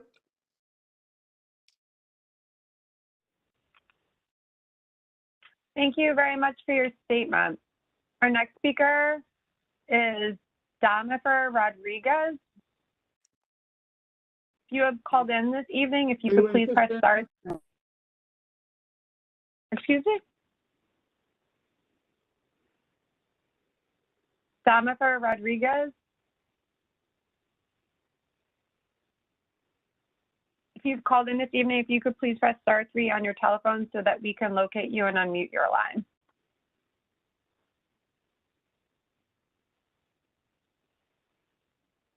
It looks like we have call-in user number 87. with the hand raised. Ms. Wasser, if you could please unmute that line.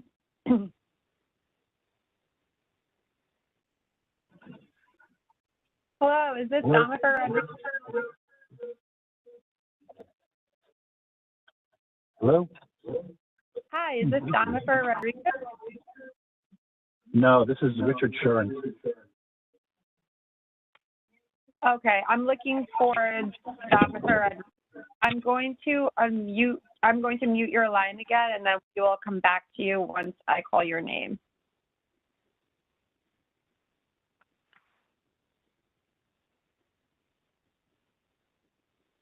Okay, we will move on to the next speaker, who is Veronica Dalton.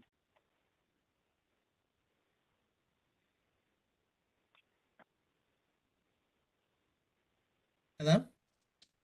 Hello. Your line has been unmuted. Please state and spell your name for the record. And if you are representing an organization, please identify that organization, and then you can begin your statement.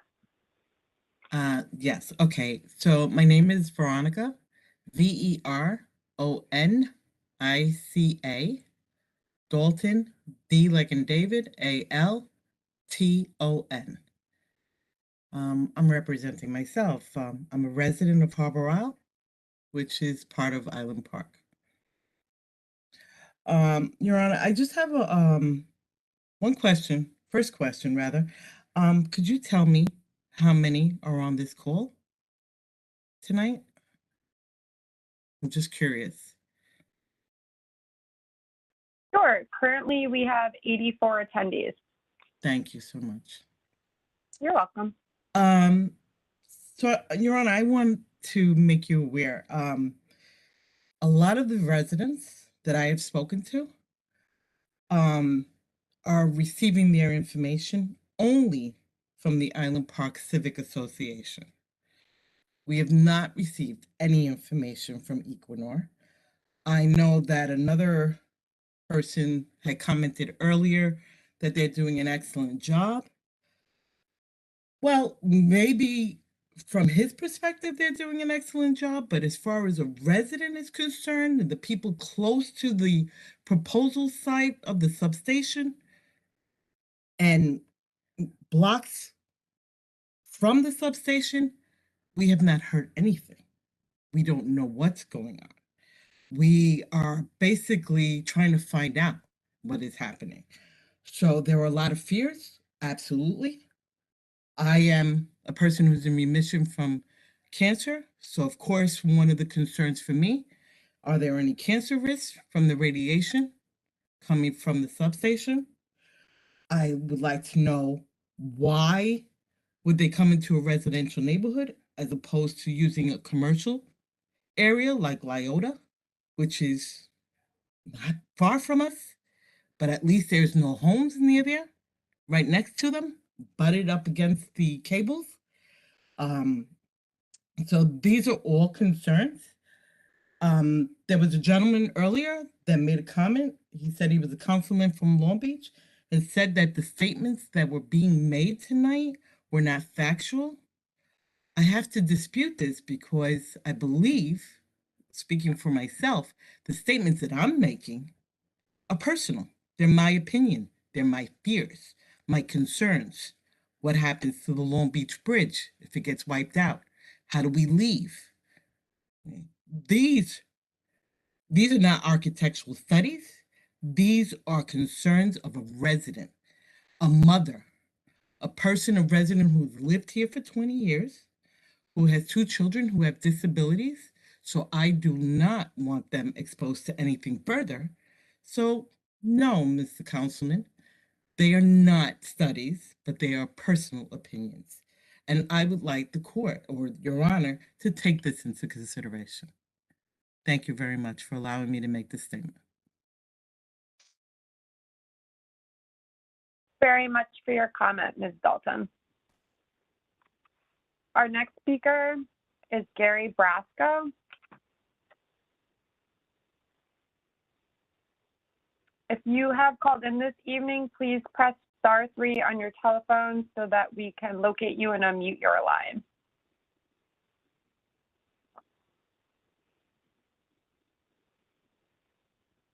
Again, that's Gary Brasco.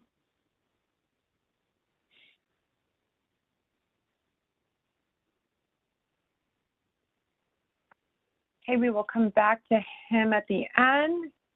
Catherine Cole-Adner. Catherine, if you have called in this evening, please press *3 on your telephone so that we can locate you and unmute your line. Okay, give me 1 minute. *3.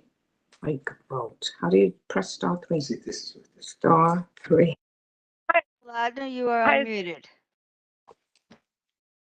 You're unmuted. Yes, can you hear me?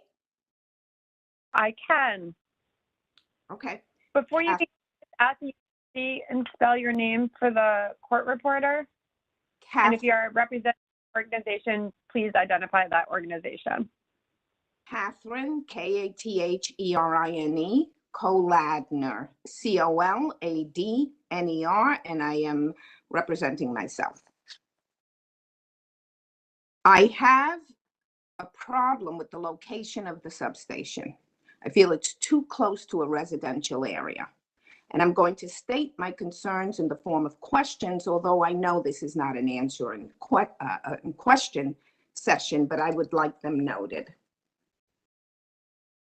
And I'd like to know how big is this substation?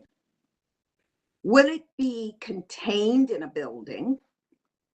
Is there a contingency plan if it goes down or is blown up? Will it be manned? What are the health effects of living near a substation? Can it be relocated? And why here? Why in such a highly dense area? Thank you.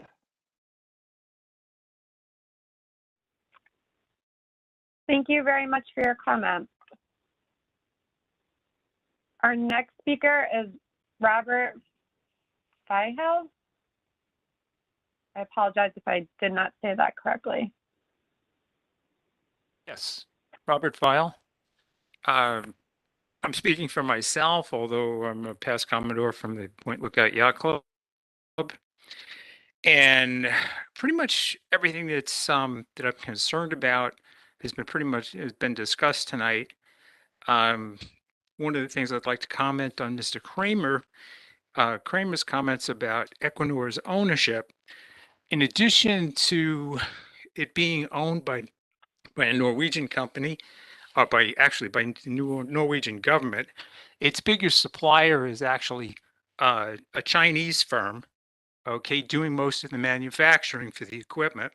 So from that standpoint, we don't see any real benefit to the U.S. from that equipment being manufactured here. Overall, just as a comment on the from an independent consultant about the carbon footprint, after you finish with mining costs, manufacturing costs, melting of steel production, shipping of the material to the sites, which is in tens of thousands of gallons of diesel oil shipped overseas, plus maintenance, the actual break-even point for carbon reduction is roughly in the 10 to 15 year range for the equipment. The equipment is steel. It is subject to rust and decay in the saltwater environment. And my one concern is just who's going to clean this mess up after its life expectancy, which is roughly 20 years based on the manufacturer's statement from the other night. Let's see, there was one other thing I wanted to talk about. One of my biggest concerns, of course, is to the wildlife, which, from what I understand, it was the installation and manufacture was given the permission to kill as collateral damage up to 169,000 marine animals in the area up and down the East Coast. I think that's just absolutely appalling that would be an acceptable collateral for the installation, of a clean energy system. Now, I want to go on the record as saying I'm not against clean energy. I have solar panels on the roof, and I think that as an alternative, that's a much better solution than putting tons of hardware, tons of vulnerable hardware in the middle in the ocean that becomes a navigation hazard. And of course, what we're living through now with the major transmission lines going through residential areas is just extremely unacceptable. Again, the damage during the installation and just what's the word I'm looking for? Disregard for the environment, to the local environment and the marine life is just absolutely unacceptable solution. And as an alternative, I think that if there was incentive given by government to provide solar panels or make it accessible to provide solar panels to every roof in the community, you wouldn't have any need for these monstrosities sitting off our shore. That's pretty much what I got for tonight. I'll follow up with some more information that I've learned online and from others, from separate studies. All right, thank you for your time. Thank you very much for your statement. Our next speaker is Jack Vobis. Ms. Wasser, if you could please unmute Mr. Vobis's line. Hello. Hi. Before you my begin, name is Jack. Thank you. Go ahead. My name is Jack Vobis. It's Jack. V as in Victor. O-B as in boy. I-S. I am a resident of Island Park, and I'm also, president of the Board of Education of the Island Park Schools. I prepared a statement. I'm going to be short. At today's 1 p.m. meeting, the superintendent of the Island Park Schools, Vincent Randazzo, spoke about the tax implications of the resolution of a decade-long litigation and struggle engaged by the school district with LIPA, the major electrical utility currently housed in and operating from Island Park. I reiterate the superintendent's words and sentiments and reaffirm the goal of the Board of Education set when it entered into litigation with LIPA, and that is to maintain the economic quality of living for the residents of Island Park and to continue to provide the quality education that children of the district deserve. First step in achieving that goal is to craft a solution so that the financial burden is equitably distributed among the respective property owners as stakeholders, homes, businesses, and in this case, utilities. However, in contrast to our superintendent, I speak today not only on behalf of the elected members of the board and the constituents we serve, but also, like my fellow board members, as a resident of the community. We share our concerns of our neighbors and recognize that much has to do with the unknown. There are many aspects of the plans that understandably are vague to an extent as the Article 7 process proceeds, but perhaps there are explanations for certain issues that would raise the understanding of those in the community that are concerned about the impact of the project on their health and safety, as well as their quality of life.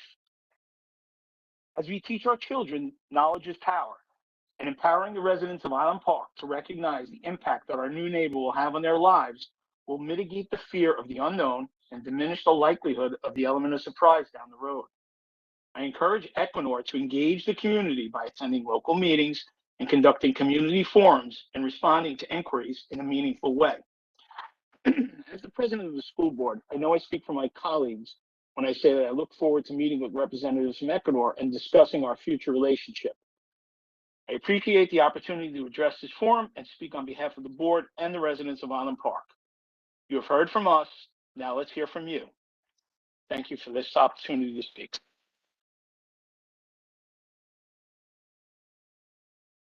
you very much for your comment, Mr. Vobis. Our next speaker is George Povel. George, if you have called in this evening, please press *3 on your telephone so that we can recognize you and unmute your line.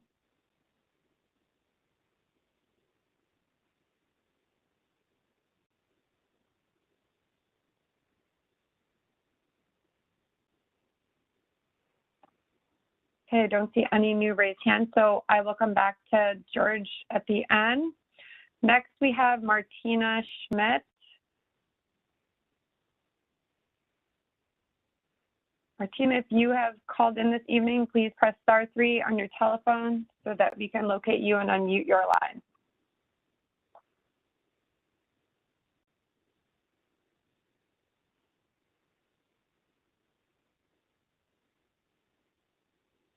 Okay, seeing no new raised hands, we will come back to Martina at the end. Our next speaker will be Fred Stein.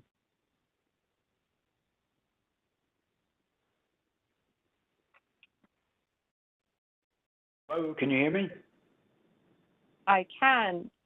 Great. My name is Fred Stein, F-R-E-D-S-T-E-I-N, and I'm a resident of Island Park.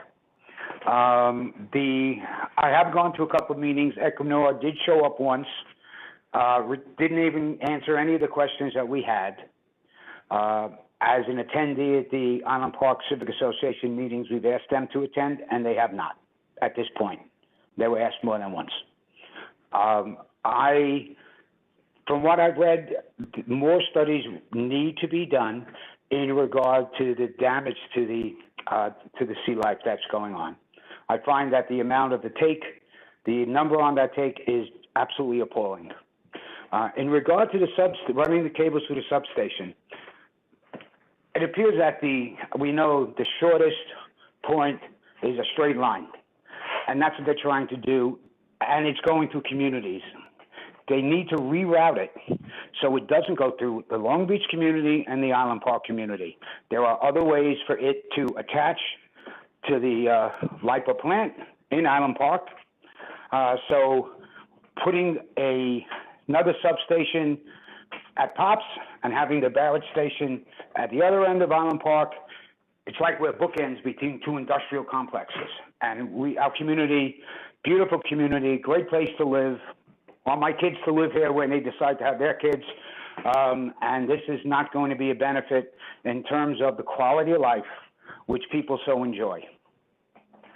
I would hopefully suggest that there are additional consultants that are not the consultants for Equinor or BP, but hired by the state, independent from the state, but hired by the state, so that we can get a much fairer picture of the whole project and its implications.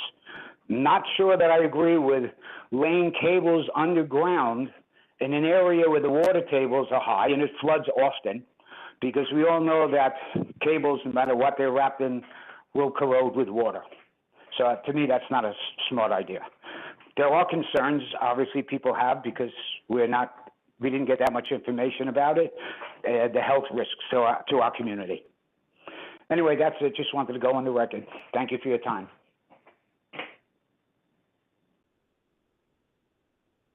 Thank you very much for your statement, Mr. Stein. Our next speaker is Barbara Livingston. Barbara, if you have called in this evening, please press *3 on your telephone so that we can locate you and unmute your line.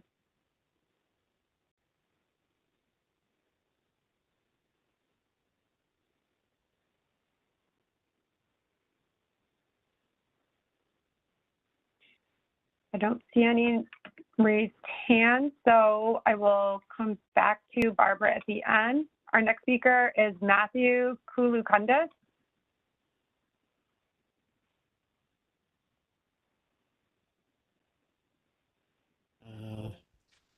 Good evening. Hello, Mr. Koulukundis. Hello. Thank you. Sorry, I was doing something else. No problem. I just ask that you spell your last name to the court reporter before you begin your statement, please. Absolutely. Matthew, Matthew, Kulukundis, Kulkundis.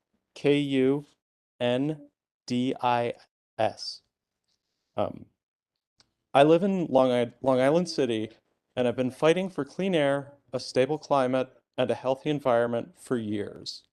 I opposed the Williams fracked gas pipeline, protecting our atmosphere and marine environment from the damage that unnecessary pipelines would have caused. I'm a strong environmentalist who cares deeply about marine health.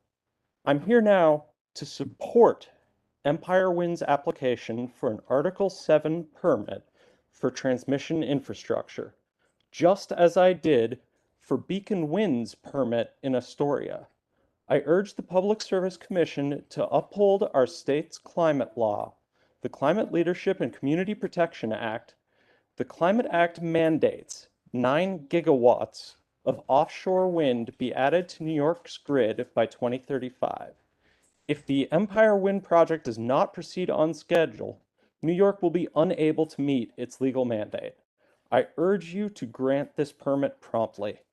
This mandate is important so that we can begin shutting down gas-fired power plants that currently pollute the air we breathe. We need renewable energy and offshore wind in particular to replace dirty energy generation. While we're waiting for more renewables to come online, organizations fight attempts from gas utilities to further pollute our communities by building new gas pipelines, compressor stations, LNG tanks, and vaporizers. We need as much renewable energy to plug into the grid as quickly as possible so that we can shut down gas-fired power plants across the state and shut off the leaky pipelines that feed them. I'm not here to defend a pilot waiver, however. All corporations need to pay their taxes. I'm asking the Public Service Commission to grant Empire Wind's Article 7 permit. Thank you. Thank you very much for your comments, Mr. Kulukundis. Our next speaker is Miriam Melnick.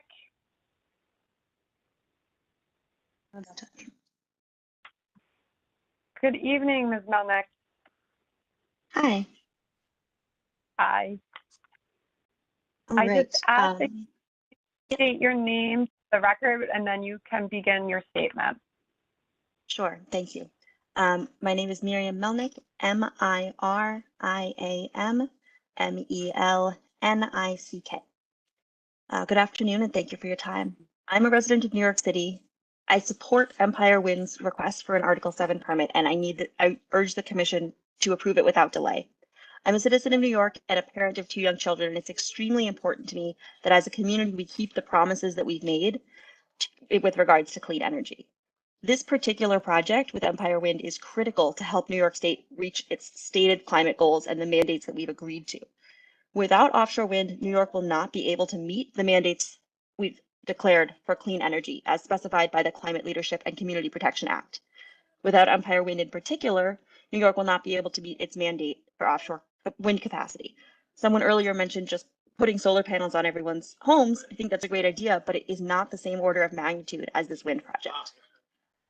I also heard earlier commenters asking about what impact this would have on the local community and its environment. I think that's a great question. And in fact, this project makes a substantial improvement in that direction. The current gas-fired power plants we have today are polluting the air we breathe. I helped fight the Williams pipeline that was proposed for New York Harbor in 2019, which would have allowed more of those gas plants to be created. There is plenty of evidence that the pollutants in the air cause health complications for local communities. Asthma, respiratory diseases, worsened response to pathogens like COVID-19, poor pregnancy outcomes, worsened educational outcomes. We know that these things come from breathing more polluted air. In contrast, the switch to offshore wind will bring cleaner air to Long Island and beyond. We have a chance now to replace those gas plants with wind power, and this permit will help move a key wind energy project in that direction. In recent weeks, there has been some misinformation claiming that this wind project is damaging whales and other marine wildlife. This has been thoroughly debunked by the National Oceanic and Atmospheric Administration.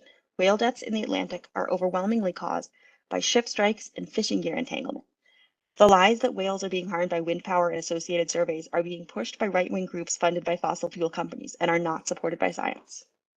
I strongly support Empire Wind's request for an Article 7 permit, and this commission should approve it without delay. Thank you. Thank you very much for your statement, Ms. Melnick. Our next speaker is Jeanette Coble. People signed up after us. Good evening, Ms. Coble. Can you hear us?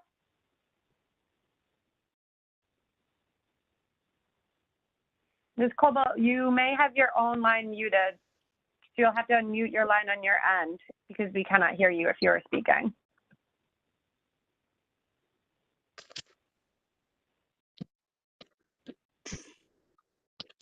Ms. Coble?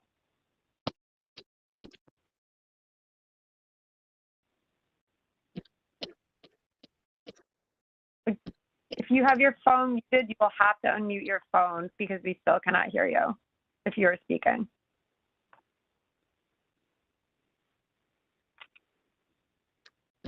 Okay, it looks like we may be having technical difficulties with Ms. Coble, so we will come back to her at the end.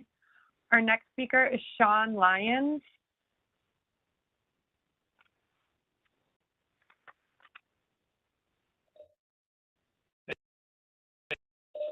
Can you guys hear me? We can. Hey, how are you? Please go ahead. Statement. I just wanted to just say thank you. My name is Sean Lyons. I'm a resident of Lido Beach. I've lived in the area for 20 years. I have 3 small children in the school district in Long Beach, and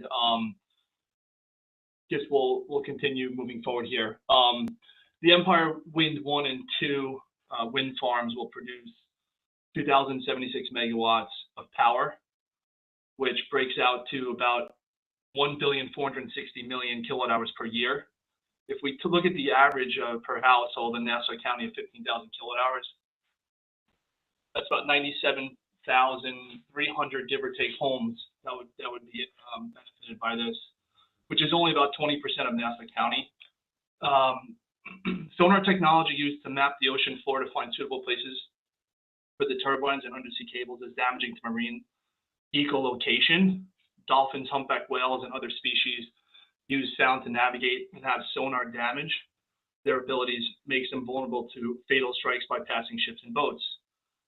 This will hurt fishing. It will hurt our environment. It will hurt tourism. And in general, I don't see any good in it except for that, for those people who want to gain something from it.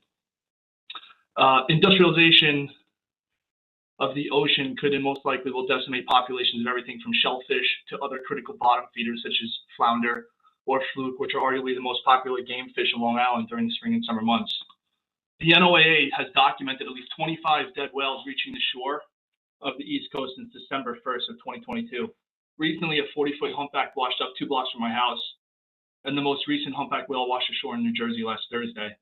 In addition, the NOAA documents also cited studies that indicate marine mammals could be hurt by high decibels of sound, the kind of loud noise potentially caused by wind development or the turbines themselves once they are built. This past November, Bloomberg News actually published a warning from the NOAA protected species expert Sean Hayes that wind development will likely cause added stress that could result in additional population consequences to species that is already experiencing rapid decline, including marine mammals such as whales and dolphins. As you know, a few years back, the East Coast debuted the first offshore wind farm in the country, the Block Island Wind Farm off of the coast of Rhode Island. The NOAA declared an unusual mortality event for whales. And if you go back and you read the local reports documenting approximately 46 dead humpback whales from January to June of 2017.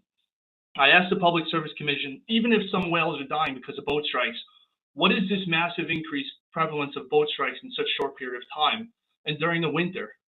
Whales have been navigating around boats since boats were invented. Why now do they seemingly have an inability to do so? The Long Beach and Lido community feels it is being rushed into accepting wind energy in a way that has made it uncomfortable for the public sector. Gas and oil, we're going to use them. We're going to continue to use them. We're going to have them until probably my kids' lifetimes. I asked the New York State Public Service Commission to realize that wind energy is not just green energy when the green energy is destroying the ecosystem around it. and more importantly, the ecosystem of the South Shore of Long Island. Thank you.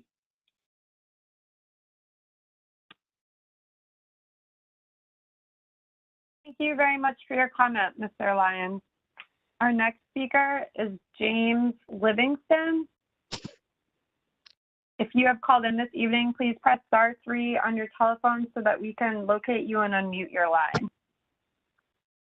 Ms. Walker, it looks like calling user 94 has a hand raised now. Could you please unmute that line? Hi, is this Mr. Livingston?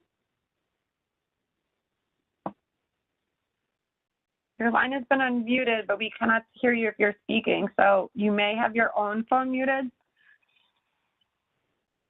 which you will need to unmute as well.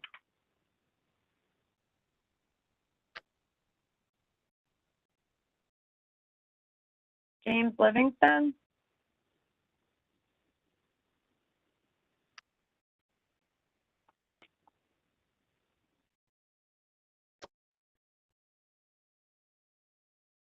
Okay, we will come back to James in the end. Next, we have Michelle Knox.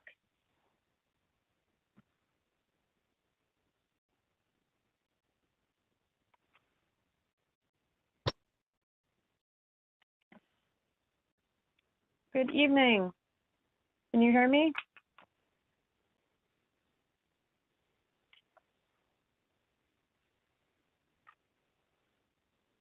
If you are speaking, we cannot hear you, so you will have to unmute your line on your end as well. I'm Michelle Knox, Knox, Michelle, Michele. And can you hear me? Yes, we can. Okay, I just have a brief comment. I don't think that the people of this community have been given the proper information. We have no input from our community, and I think that's totally unfair. I think we need to have more information given to us from the state and other environmental groups, not just through Equinor. I don't think it's correct and it's healthy for Island Park to have their substation there. And I don't think it's good to have all those transformers going through people's homes, basically. So that's all I have to say. I'm not really happy about it, and I'd like to have more information. Thank you. Thank you very much for your comment, Ms. Knox. Our next speaker is Lisa Spar. Hello? Hi, how are you? Hi, very well, thank you. My name is Lisa Spar, spelled Lisa, last name S, P's and Peter, A-R. I'm a resident of Long Beach, and like many of the other speakers, I would like to request additional information. I did attend the question and answer session last week and agree with some of the speakers that a lot of questions either weren't answered or we were referred to the website. I did try to take a look, but there are a lot of websites to check. There's the BOEM and other agencies, DPS. When I looked at your website, it's a listing of the hearing proceeding, or rather the Article 7 proceedings, and it's hard to identify which of those might answer some of the questions. I think it's really important that we get some unbiased information on these questions of marine life risks as well as the health risks. And rather than getting these studies from Equinor, I think it's important to have studies either from the relevant state agencies or environmental groups. I hope also that the commission will independently consider some of the alternatives, whether it's through Jones Beach or other less populated areas. Again, even if Equinor did a study, obviously they have an interest in finding the least costly alternative.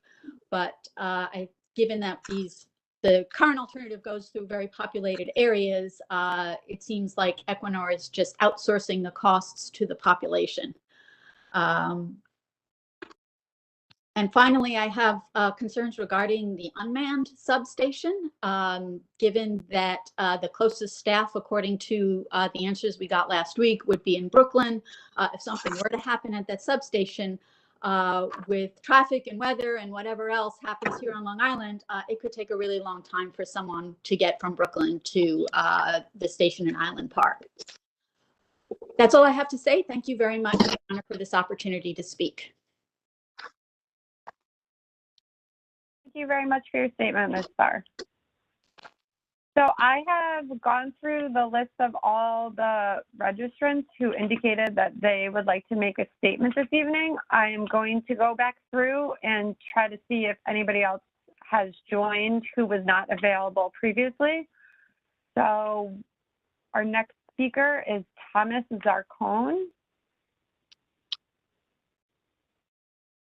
If you have called in this evening, please press *3 on your telephone. Looks like call-in user 48 has a raised hand. Could we unmute that line, please?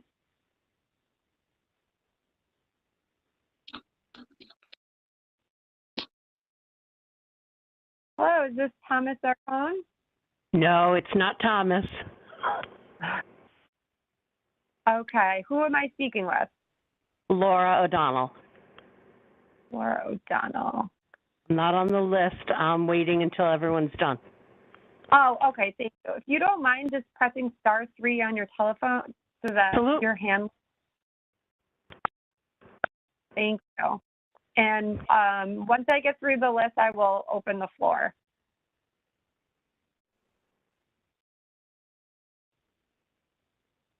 Let's see, let's try unmuting call-in user number 94.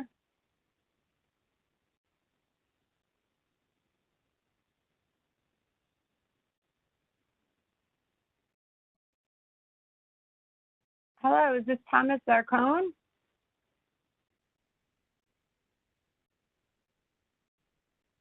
If you are speaking, your phone may be muted because we cannot hear you.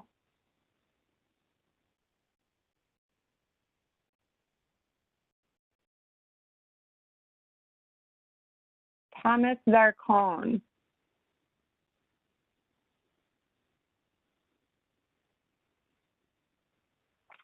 Okay, it looks like he has not with us at the moment. So let's move on to Neil Milch.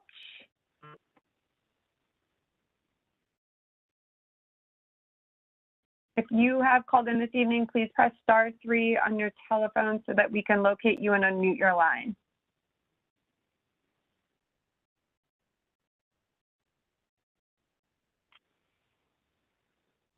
Let's try call-in user number 87.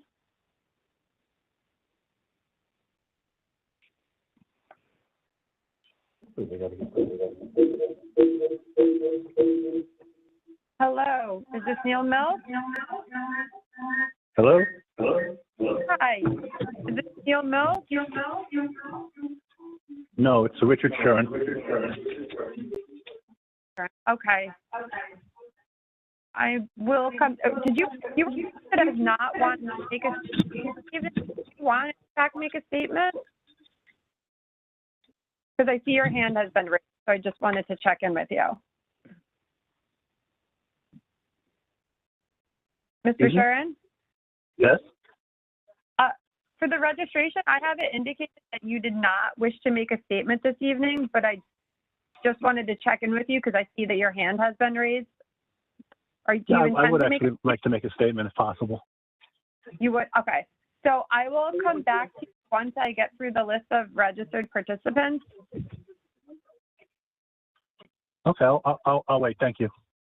Okay, thank you. Thank you for your patience. Sure. Okay, it looks like Neil Milch has not joined us. Next, we have Diane Honstetter. Diane, if you have called in this evening, please press *3 on your telephone.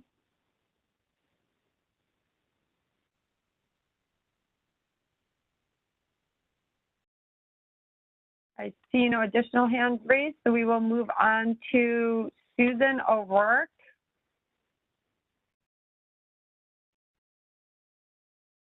Susan, if you have called in this evening, please press *3 on your telephone so that we can locate you and unmute your line.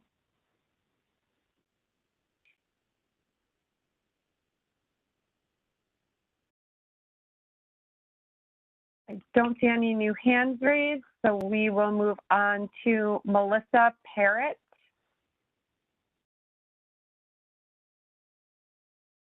Melissa Parrott, if you have called in this evening, please press *3 on your telephone.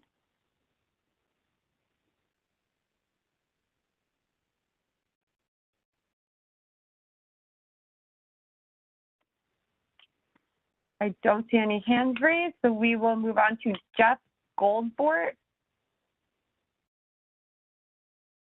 Jeff, if you have called in, please press *3 on your telephone so that we can locate you and unmute your line.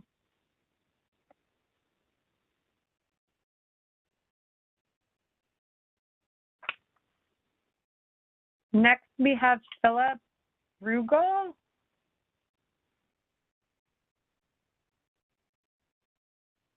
Philip, if you have called in this evening, please press *3 on your telephone.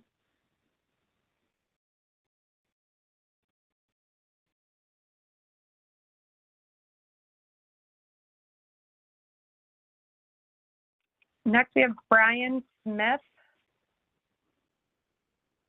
Brian, if you have called in this evening, please press *3 on your telephone so that we can locate you.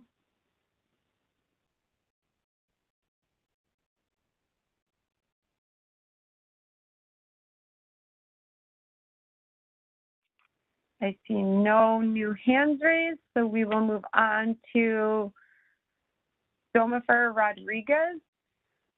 If you have called in this evening, please press *3 on your telephone.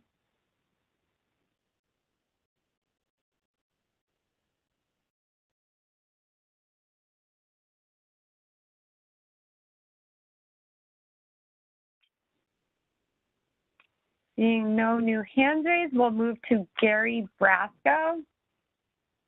If you have called in this evening, please press *3 on your telephone so that we can locate you and unmute your line.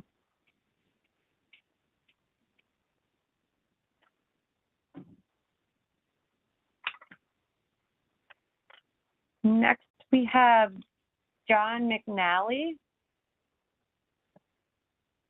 If you have called in, please press *3 on your telephone so that we can locate you and unmute your line.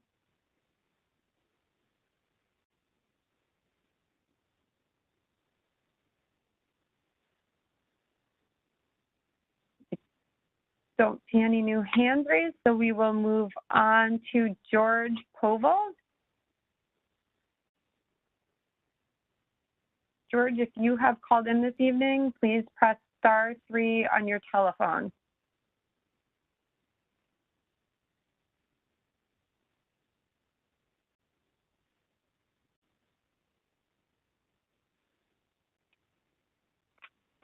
I see no new raised hands, so we will move on to Martina Schmidt. Martina, if you have called in this evening, please press *3 on your telephone so that we can locate you and unmute your line.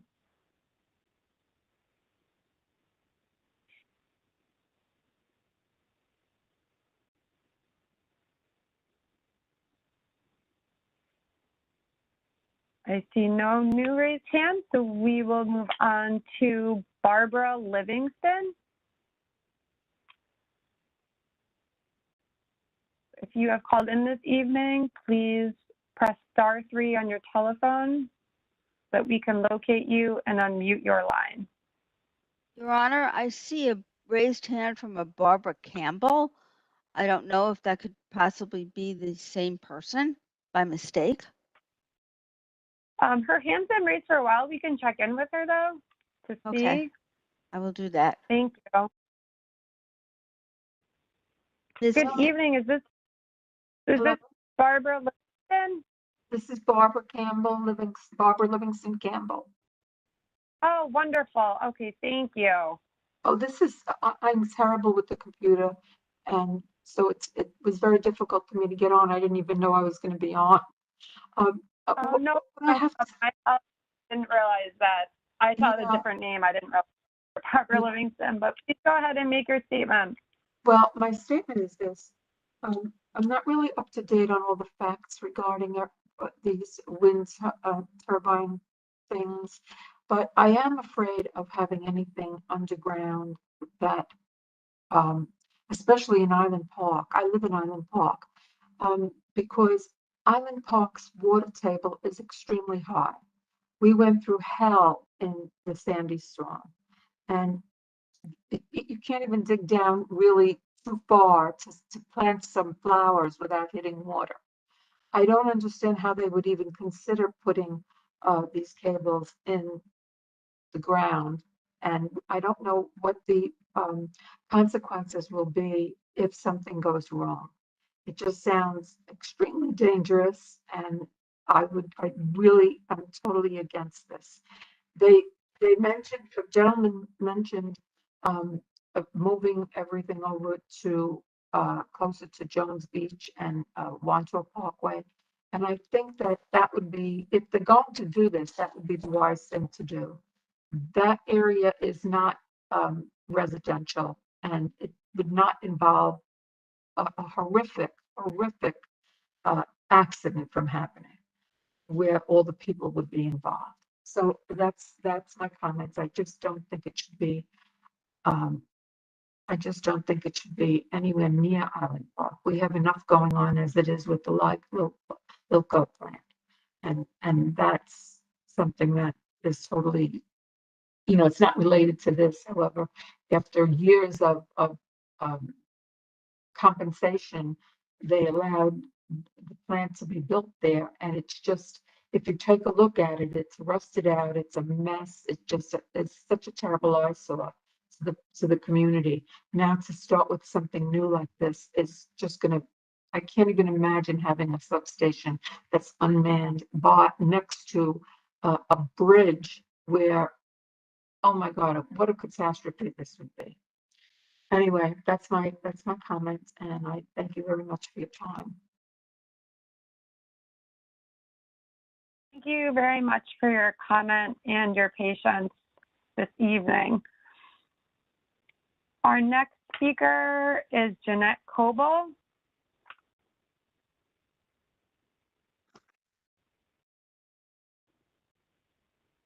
It looks like Ms. Coble's line's muted. Yep. Can you hear us, Ms. Coble? Yep. Hi, we can. Thank you for your patience. No, thank you.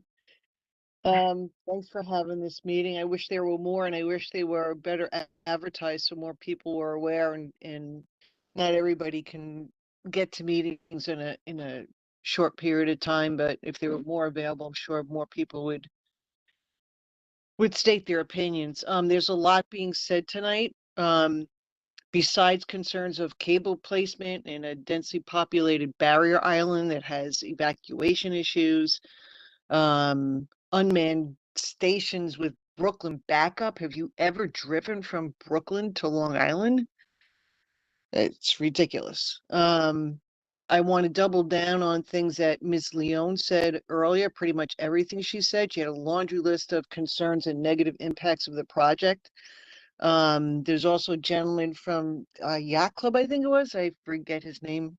Another gentleman just recently from Lido.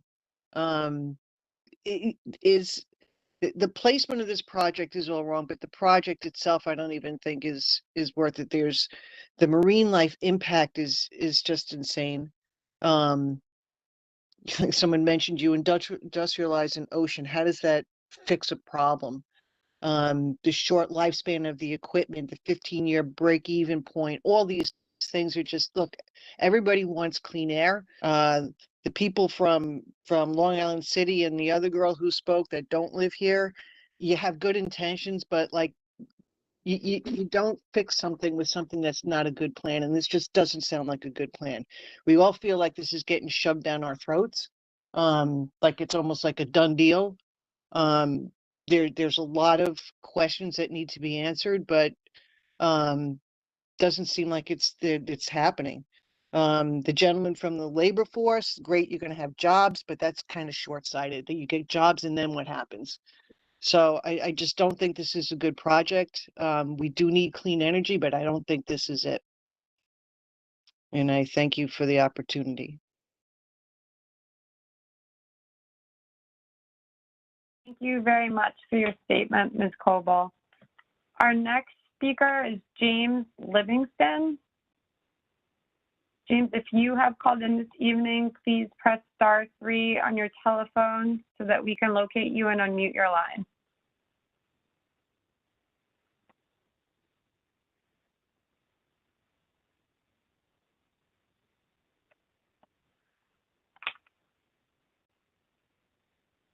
I don't see any new raised hands, so there's one last person that I wanted to check back in with, and that's Linda Childs.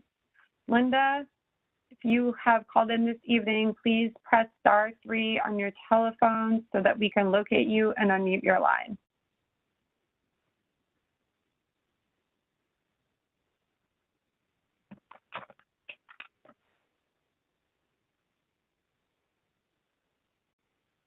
Okay, so now that we have gone through the list of pre-registered participants, I'm going to open up the floor to anyone in attendance who would like to make a comment. I ask first that we start with those people who have not previously spoken at this afternoon session to make sure that everybody has an opportunity to make a statement on the record. So if you would like to make a comment, please either click the raise hand function in the bottom right corner of the screen if you have joined us electronically. If you have called in, please press *3 on your phone. Either option will allow us to locate you and unmute your line for you to give a statement. Let's start with call-in user number 48.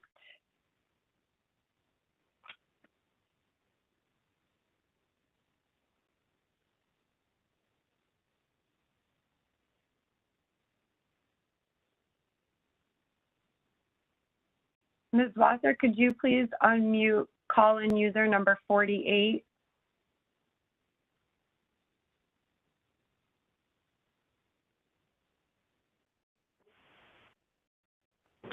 Good evening, can you hear? This is Laura O'Donnell, and I spoke this afternoon, so I can still wait. Oh, okay, thank you. I really appreciate that. I will You want me come to back do to you. three? Yeah, if you don't mind, just put your hand down. I have a note right here of your number, so I will come back to you. Thank you. Okay, Ms. Wasser, if you could please unmute call-in user number 86.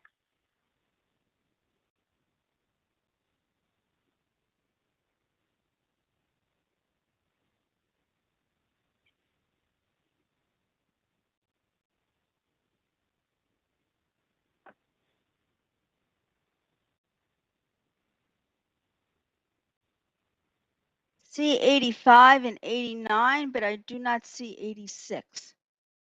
Oh, you don't have it? Okay, I have an 86 in between 85 and 89.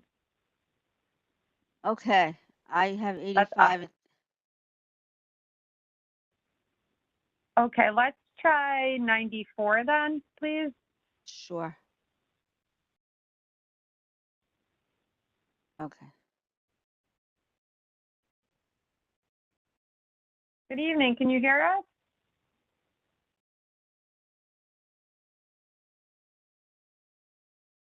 Your line may be muted on your end, so you may have to unmute it, because if you're speaking, we cannot hear you.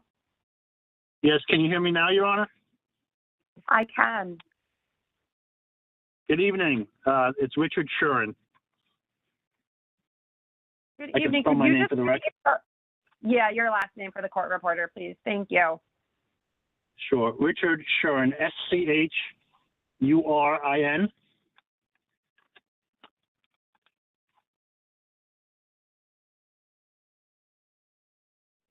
You can go ahead and make your statement, Mr. Shuren. Great, thank you. I join many of the very well stated comments that have already been expressed relating particular to the health and safety, in particular of the substation. But rather than repeat some of those comments, I would like to speak more generally. When a utility cites its facilities within a community, particularly a residential community, that community becomes a quote unquote host community to that utility. There may be written legal contracts with municipalities and school districts, but there is also a social and moral contract between the utility, in this case Equinor, and the residents of that host community. For the privilege of hosting their substation, interconnection facilities, cables, etc., in Island Park and Long Beach, I submit to you that Equinor has obligations, legal obligations, and also social and moral obligations to that host community and to its residents.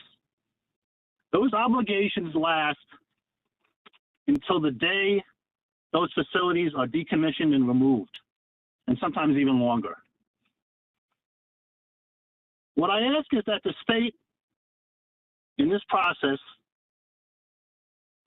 require Equinor to meet not just the bare legal requirements that it may owe to Island Park and the residents of the host community, but also the social and moral requirements that exist. As I said, these obligations do not end until these facilities are decommissioned, and even after. And I would ask that the state authorities and your honors please take into account in your upcoming decisions those, in addition to the legal requirements, those social and moral obligations that Equinor has to the residents of this great community that I've lived in for decades, raised my family, and so many others have. And as you've heard so many others speak so eloquently, you know, we all love so much. And if you grant them the necessary permits, and that's a very big if, personally, I don't think that based on what I have seen so far, that Equinor has satisfied the standards under the law required for the grant of such permits that they seek.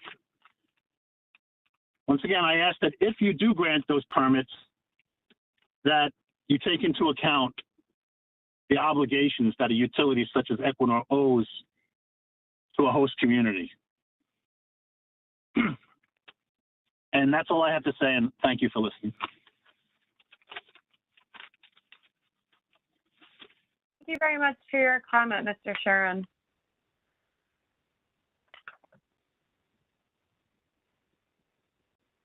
Okay, next, let's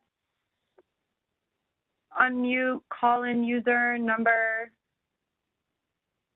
94, please.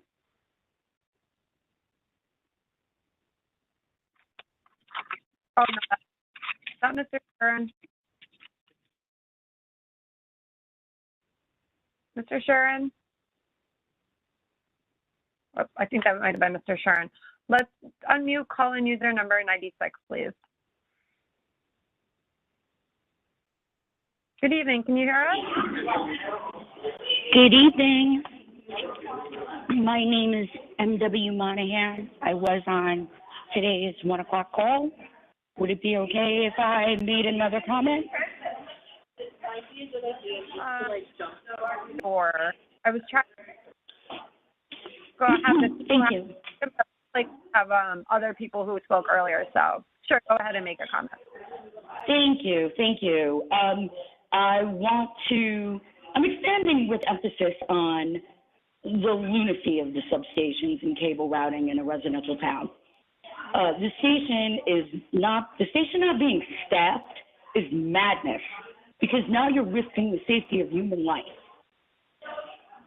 It's also grossly inequitable to target our waterfront community. We're nowhere near the biggest consumers of power and utility in New York. As my friend and neighbor Christina mentioned on the 1 p.m. call, routed through Manhattan, that's an island too. Cable routes direct to Barrett directly from the ocean as an alternate route need to be strongly considered, as it should not go through Island Park. Orsted is running a cable under the Long Island Sound to Astoria from Montauk over 100 miles for their Beacon project. So I'm sure Equinor is resourceful enough to do something similar. Please figure out a more appropriate route, not ravaging through residential streets and homes, not ravaging through residential streets and homes. Maintenance is a concern. In order to get access, you're going to be disrupting residences again. And another point from another neighbor's comments about flooding and sewage entering Island Park as a result of the super block of mega residential towers. This is going to run right into your proposed POP substation and create more hazard to our community.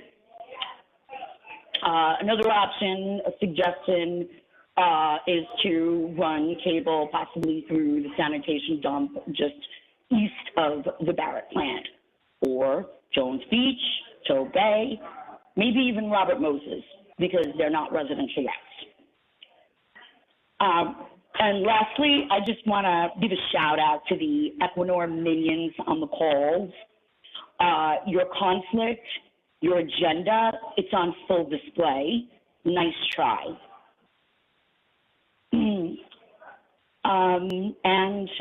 That's all the comment I have. Thank you again. Thank you for your comment, Ms. Monahan. Next, we'll move to call-in user number 86. Good evening. Can you hear me? Hello. Hello. I asked that before you give your statement, you just state your name for the record and spell. Provide the spelling for the court reporter, please.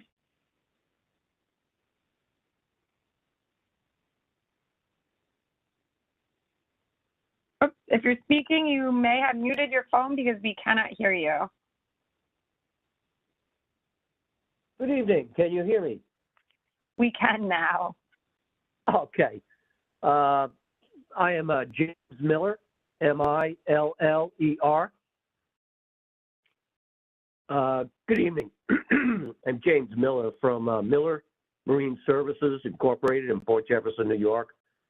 I have grown up here on Long Island and have lived here my entire life. I and my family have worked as commercial fishermen in Long Island Sound and within the maritime industry. I would just like to say a few words regarding the Equinor Empire Wind Farm project off the South Shore of Long Island. We are a locally based business doing work in the commercial workboat sector here for over 35 years, mostly providing workboats, crews, and other services to the foreign flag oil tanker industry that was importing oil into the U.S. and the New York area. That is until the creation of hydraulic fracturing in North Dakota. This just about evaporated our customer base of foreign flag oil tankers coming into the area. At about the same time, we were starting to look more and more at the opportunities presenting themselves in the offshore wind farm industries. Companies like Equinor have not only helped us survive during these changing times of energy needs, but I believe will help us thrive, especially with their commitment of utilizing local content and businesses. Those were not just words put to paper. They have acted upon that commitment by asking us to provide our vessels and crews to assist with the marine surveys for the projected cable routes for the Beacon Wind Farm project. Equinor is now helping our company and employees to grow during what I think are these very exciting times. Not only is it good for local businesses, jobs, and commerce, but it also helps our environment by reducing the carbon footprint and certainly global warming. And also providing energy needs with clean, green, dependable power. Thank you for your time. Have a nice evening. Thank you very much for your statement, Mr. Miller. Next, we'll move to call-in user number 53. Your line has been unmuted. Can you hear us? Yes, hi, good evening. Can you hear me? We can. Okay, how you doing? My name is Steve Goron, Gawron, and I'm speaking as a resident of Island Park and also for the Island Park Civic Association / Equinor Windmill Committee. The very first thing that I would like to ask tonight is, of the courts, could you please schedule another Q&A session and a commentary session in the very near future? We've seemed to have a lot of technical difficulties earlier today and this evening, with people not being able to get, call in and have their voice heard. So I would definitely request that you do this again soon. Now I have a couple of comments for you. And specifically, this is just my experience living here in this town, where I know a lot of people have said to you about, Superstorm Sandy and the problems that we faced with the electrical plant right here in our own town. When we had that storm, my individual house was without electrical power for 19 days. Now, this proposed substation that they want to build is, again, right on the waterfront. I mean, literally right on the waterfront. I never, ever want to experience trying to live in a house in the month of November with absolutely no electric, no heat, no hot water. It was a terrifying experience. Next, what I'd like to say is specific to the Island Park Civic Association, as to who we are and what our mission is. When we formed our group, we had decided that, we were not going to be for this project or against it. We were just going to take the neutral middle road and try to educate the local population, our residents, because it didn't seem that anybody else was effectively doing it. And then further along the line, we were hoping that, if the project does go through, that we would be able to advocate for the citizens for the best outcome possible. So I wanted to make that clear.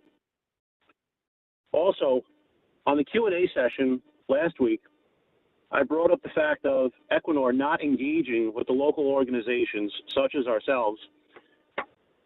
And I told the court specifically that we had invited them to come to our meetings here in our village several times, and they have, repeatedly turned us down. But on the call, they did express to you that, in February, Equinor did have a Zoom conference call with the Island Park Civic Association.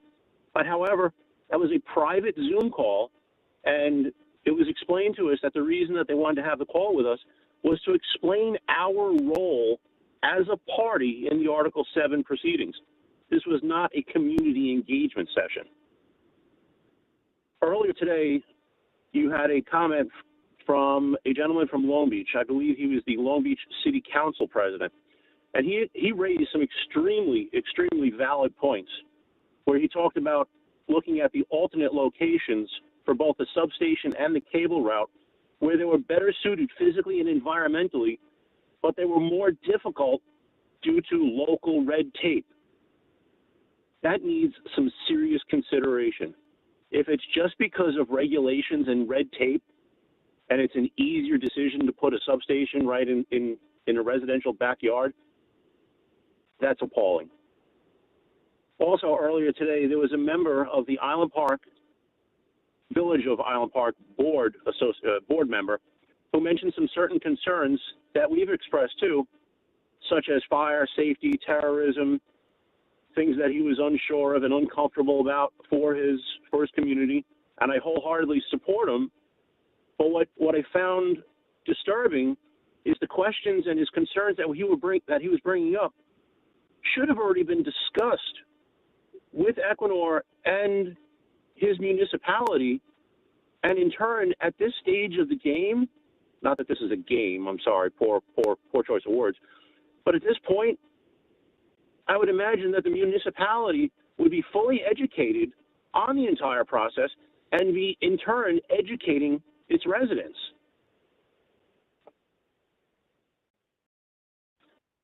And I believe that pretty much touches on most of what I wanted to say. So again, thank you very much for hosting these sessions.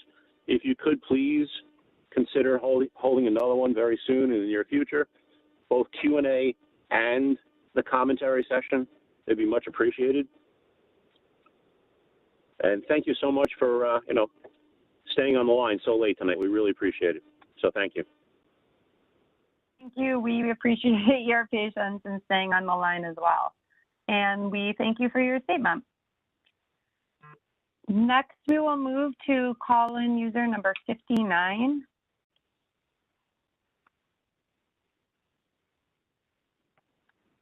Your line has been unmuted. Can you hear me? Yes, I can. Thank you so much. Liz You're welcome. Treston, T as in Tom, R-E, S as in Sam, T-O-N. Full disclosure, I am a Long Beach City Council member. I just wanted to be able to thank the Public Service Commission again for giving concerned residents of Long Beach and Island Park the opportunity to ask questions last week of the applicant and to provide statements in the 2 sessions today about the Article 7 permit process. I would like to add my request for alternative formats and thank the Long Beach Latino Civic Association for bringing this to the court's attention last week so that we could have the interpreter with us this evening. It was really excellent that he was there tonight. And I just want to know also for the record that the residents are being heard. Thank you again for your patience, and thank you to the residents for their patience as well. Have a good evening. Thank you very much for your statement, Ms. Treston. Next, we have call-in user number 86.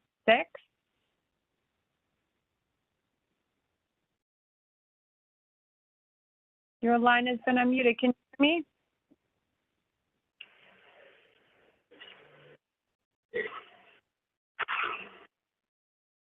Can you hear me?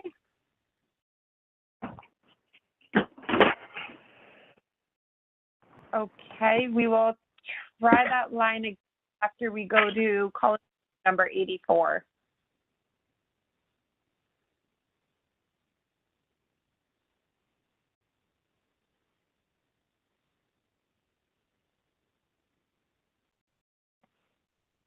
Your line has been unmuted. Can you hear me? Hi, yes, I can. Can you hear me? Yes. Before you begin, Hi, my name is... Just ask that you state your name for the record, please. Yes, it's Michelle Leo, Michelle with 2 L's. Last name is Leo, L-E-O.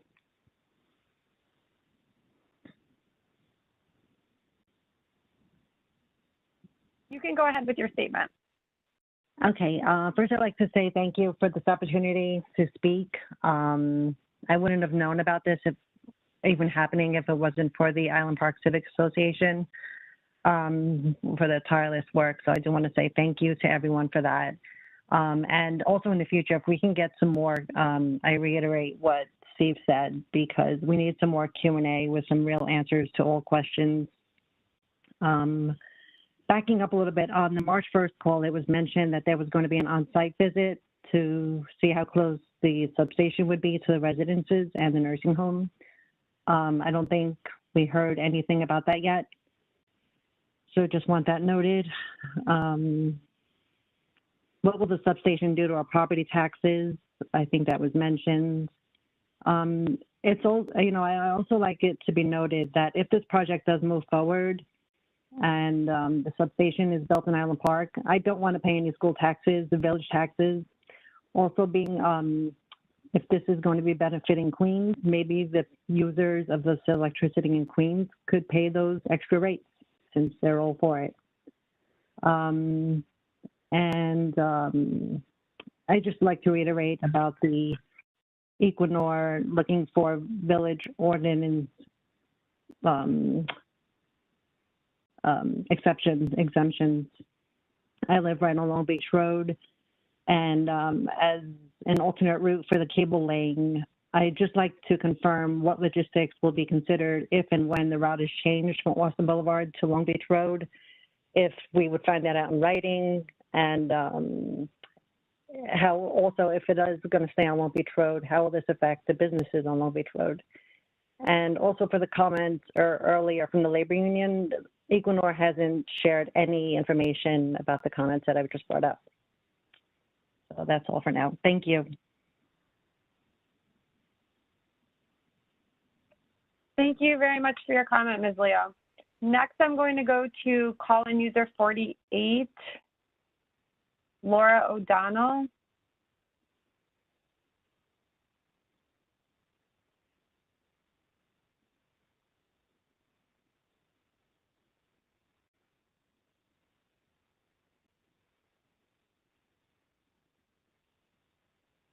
Ms. Wasser, can you please unmute call-in user 48? 42 and 49, and Oh, you don't, caller- 48, or you don't see it? No, I do not. I see a raised hand next to caller 20. I see 20 and 48. Okay, let's go to call-in user 20, and then we will come back to Laura O'Donnell. Hold on, I'm just checking one more thing.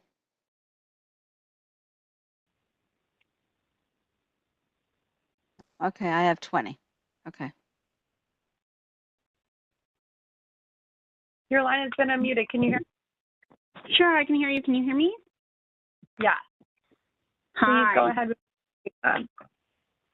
All right. My name is Nicole Klinger. Speaking as a resident of Island Park. I had no intention of making a statement tonight. However, I just wanted to say I'm in full agreement with my fellow residents here in Island Park and of Long Beach. I'm in opposition of hosting a substation here in Island Park. I really am hopeful that alternate locations are being considered. What I really wanted to say is just, I want the people in our community to know that I am listening. I'm here. I hear you. I support you, my neighbors, for having the courage to speak up tonight. And I'm inspired to educate myself and return in the near future with hopefully more useful information to share. But I really just thought it was important for most of you, or those who spoke tonight, to know that I silently listened and I am motivated to research, learn more about this project. It's a shame that we weren't notified sooner. The only reason I have any information at all is thanks to the Island Park Civic Association, for them getting the word out. I just want them to know that I am with you, and thank you. This is a court reporter. Can I get a spelling of the last name, please? Sure, Klinger, Klinger. Thank you. Thank you. Thank you very much for your statement, Ms. Klinger. Next, we're going to go to Laura O'Donnell, call-in user 48.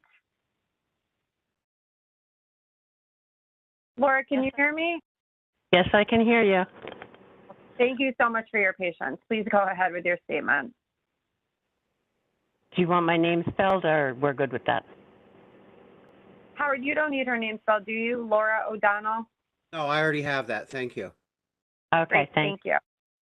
I wanted to circle back to the language and the transparency and communication, because it took me less than 30 seconds to look on Google what our demographics are.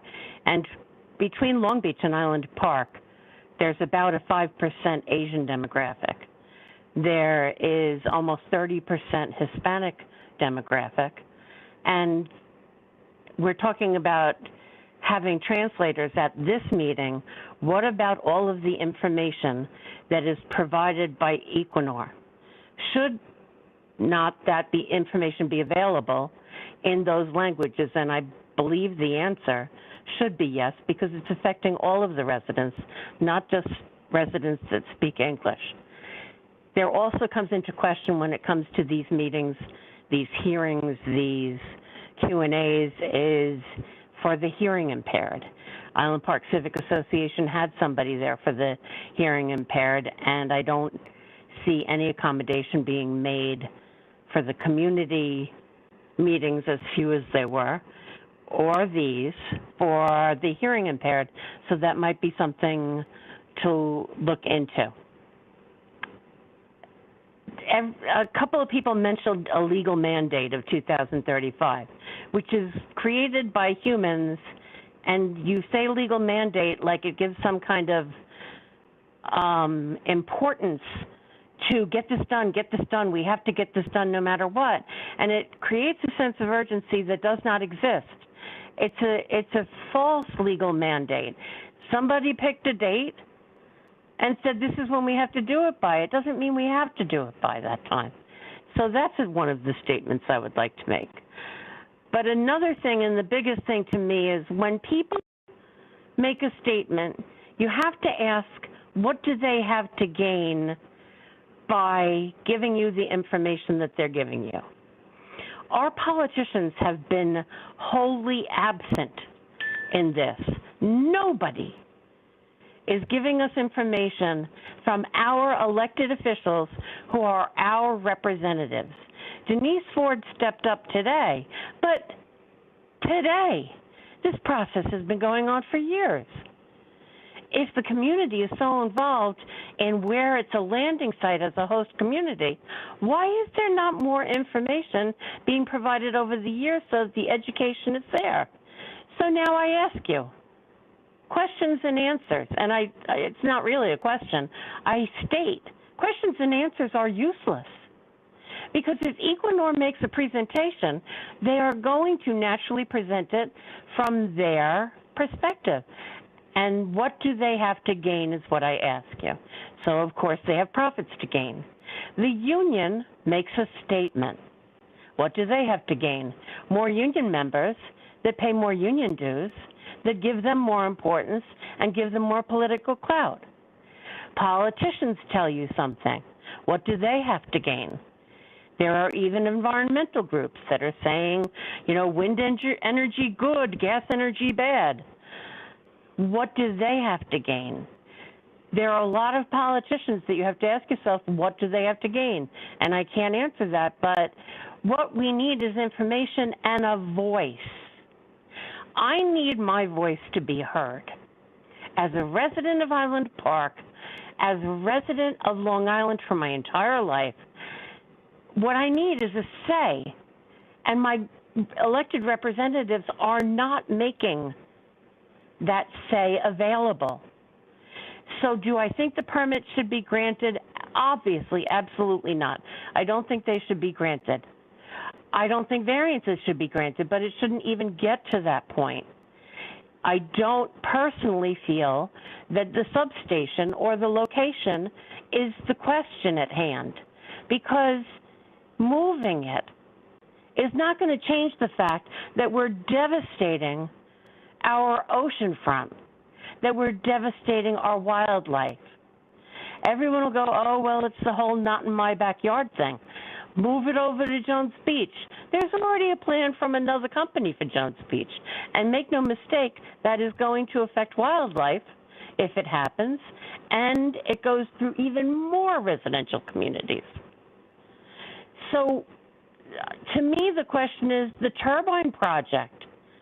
And by no means is a turbine project a farm.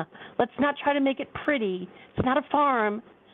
It's an industrial wind turbine project. That, in and of itself, the permit should not be granted for that, which then puts everything else on the table. But this should have, in my opinion, been put up for a vote to the people in the districts that it's affecting.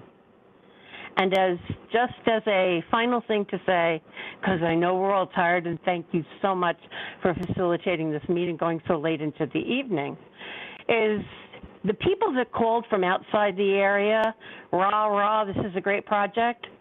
Once again, I ask you, what do they have to gain by saying that? So if it does happen, and if we do get the project installed, and the substation is built, I suggest apartments be built on the site for those people that are going, it's not dangerous, rah, rah for us. So the woman from New York City, the gentleman from Long Island City can go live in apartments on the site and say, it's perfectly safe. Maybe a few Equinor people will join them. That's all I have to say. And again, I thank you for facilitating this so late into the evening. Thank you for your comment and your Ms. O'Donnell. Next, we'll move to call-in user number 20.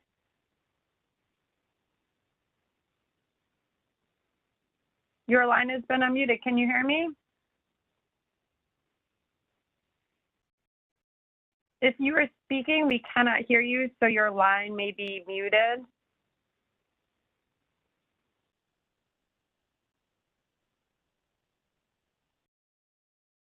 Again, we still cannot hear you, so if you are speaking, you need to unmute your line on your end.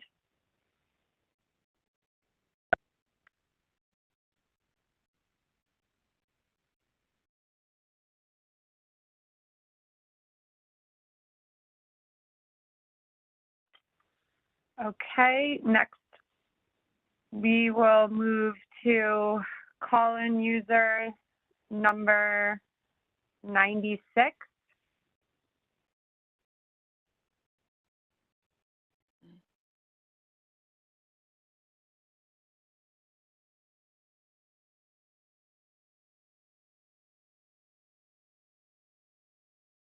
Trying to find them. Can you see 96 or no?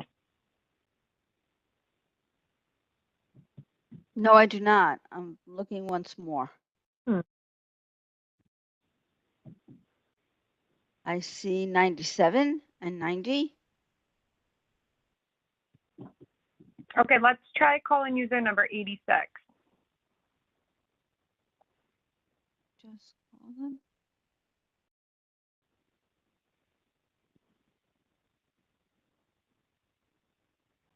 I don't see them now either.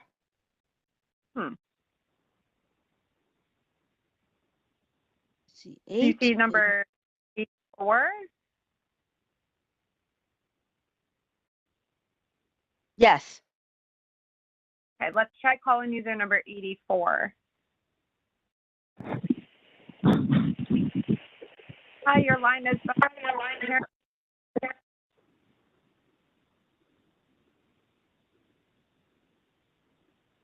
If you are speaking, we cannot hear you, or you'll have to unmute your line on your end.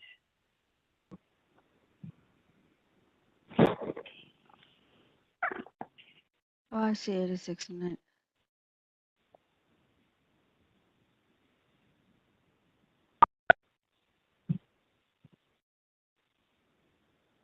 Can you hear us?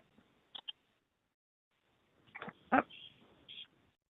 The hand went down. I think I see, yes, I think he cut off, but I have 86 and 96. So I'll try 86. We'll go to call-in user 86. Hi, your line has been unmuted. Can you hear me?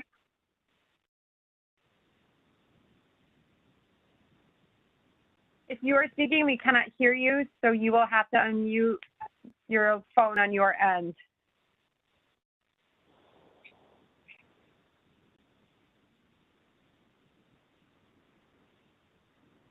Again, you'll have to unmute your phone on your end because we cannot hear you.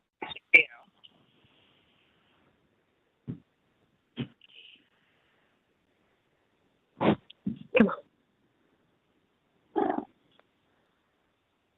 Okay. I've had issues with 86. This is the second or third time I've gone back. So we will move to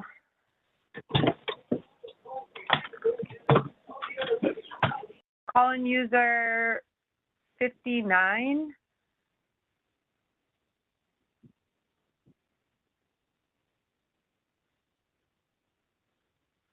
Hi, your line has been unmuted. Can you hear us?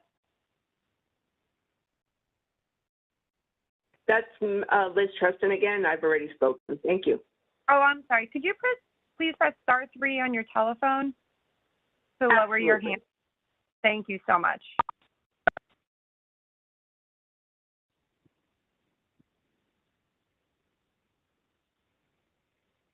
Okay, and then it looks like the last hand, and I believe we tried to connect before, but let's try it one more time. Call-in user number 96. Hi, your line has been unmuted. Can you hear us?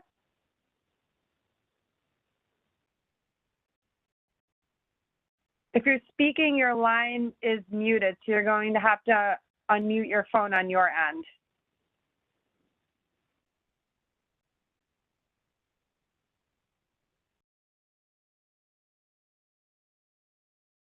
Again, if you are trying to speak, we cannot hear you. Your line is probably muted on your end, so you'd have to unmute that so we can hear you.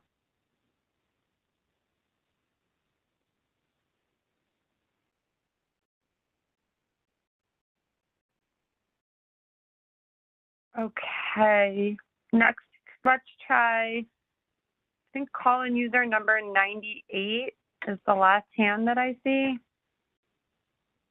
Hi, your line has been unmuted. Can you hear me? Hi, yes, can you hear me? I can. You can. Before you, I just asked that you state your name for the court reporter. This is Joe Ellen Sarnelli, Sarnelli.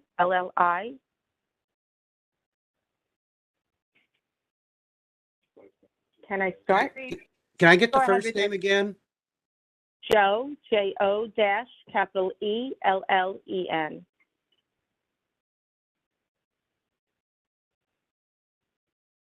Thank you. You're welcome. So thank you for facilitating this comment session. I'm part of the Civic Association in Island Park. I've been listening tonight to a lot of comments, and I think that we need to make clear the landscape of Island Park and even Long Beach, but I speak for Island Park, in terms of where these cables are going to be laid. They're going to be laid up along the track that floods. It's a flood zone area. It's my understanding they'll be encased in cement and buried 3 feet down. So in that area where there is dirt, it's not tar or any type of hard covering, the cement easily can erode from constant water. In addition, it's against railroads, you know, that run, they vibrate, it cracks the cement. My concern is that that will allow for electricity contact with water when that area floods. And to me, that's extremely dangerous. I don't think that is a well thought out plan. I think it's definitely a point for mediation, negotiation in terms of the parties in the and the hearings.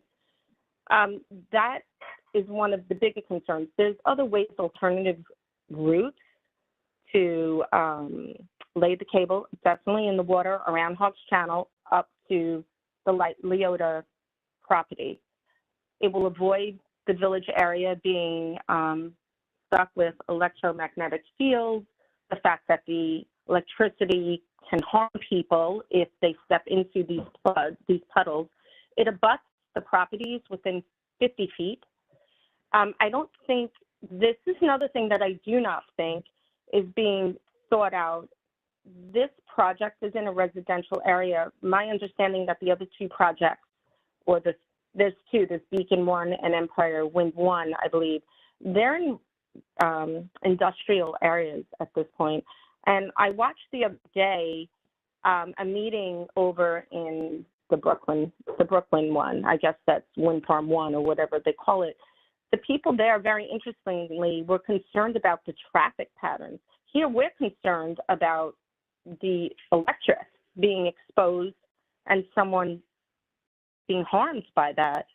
In addition to that, we definitely, which I know you've heard all night long, we have flooding issues. We've had flooding issues where low-lying lands, where the substation is being built.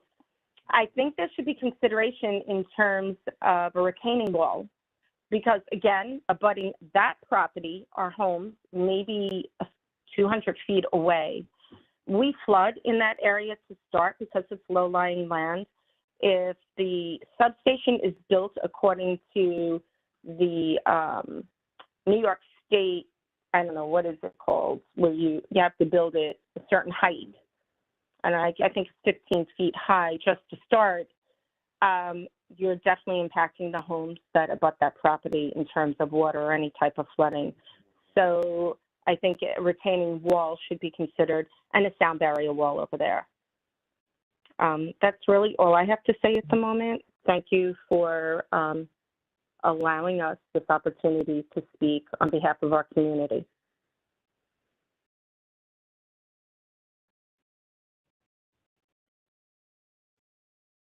Thank you so much for your statement, Ms. Zarnelli. And with that, we've gone through all of the raised hands. So I will ask one more time, if anybody wants to make a statement before we conclude the hearing, please either click the raised hand icon at the bottom right corner of your screen or press *3 on your telephone.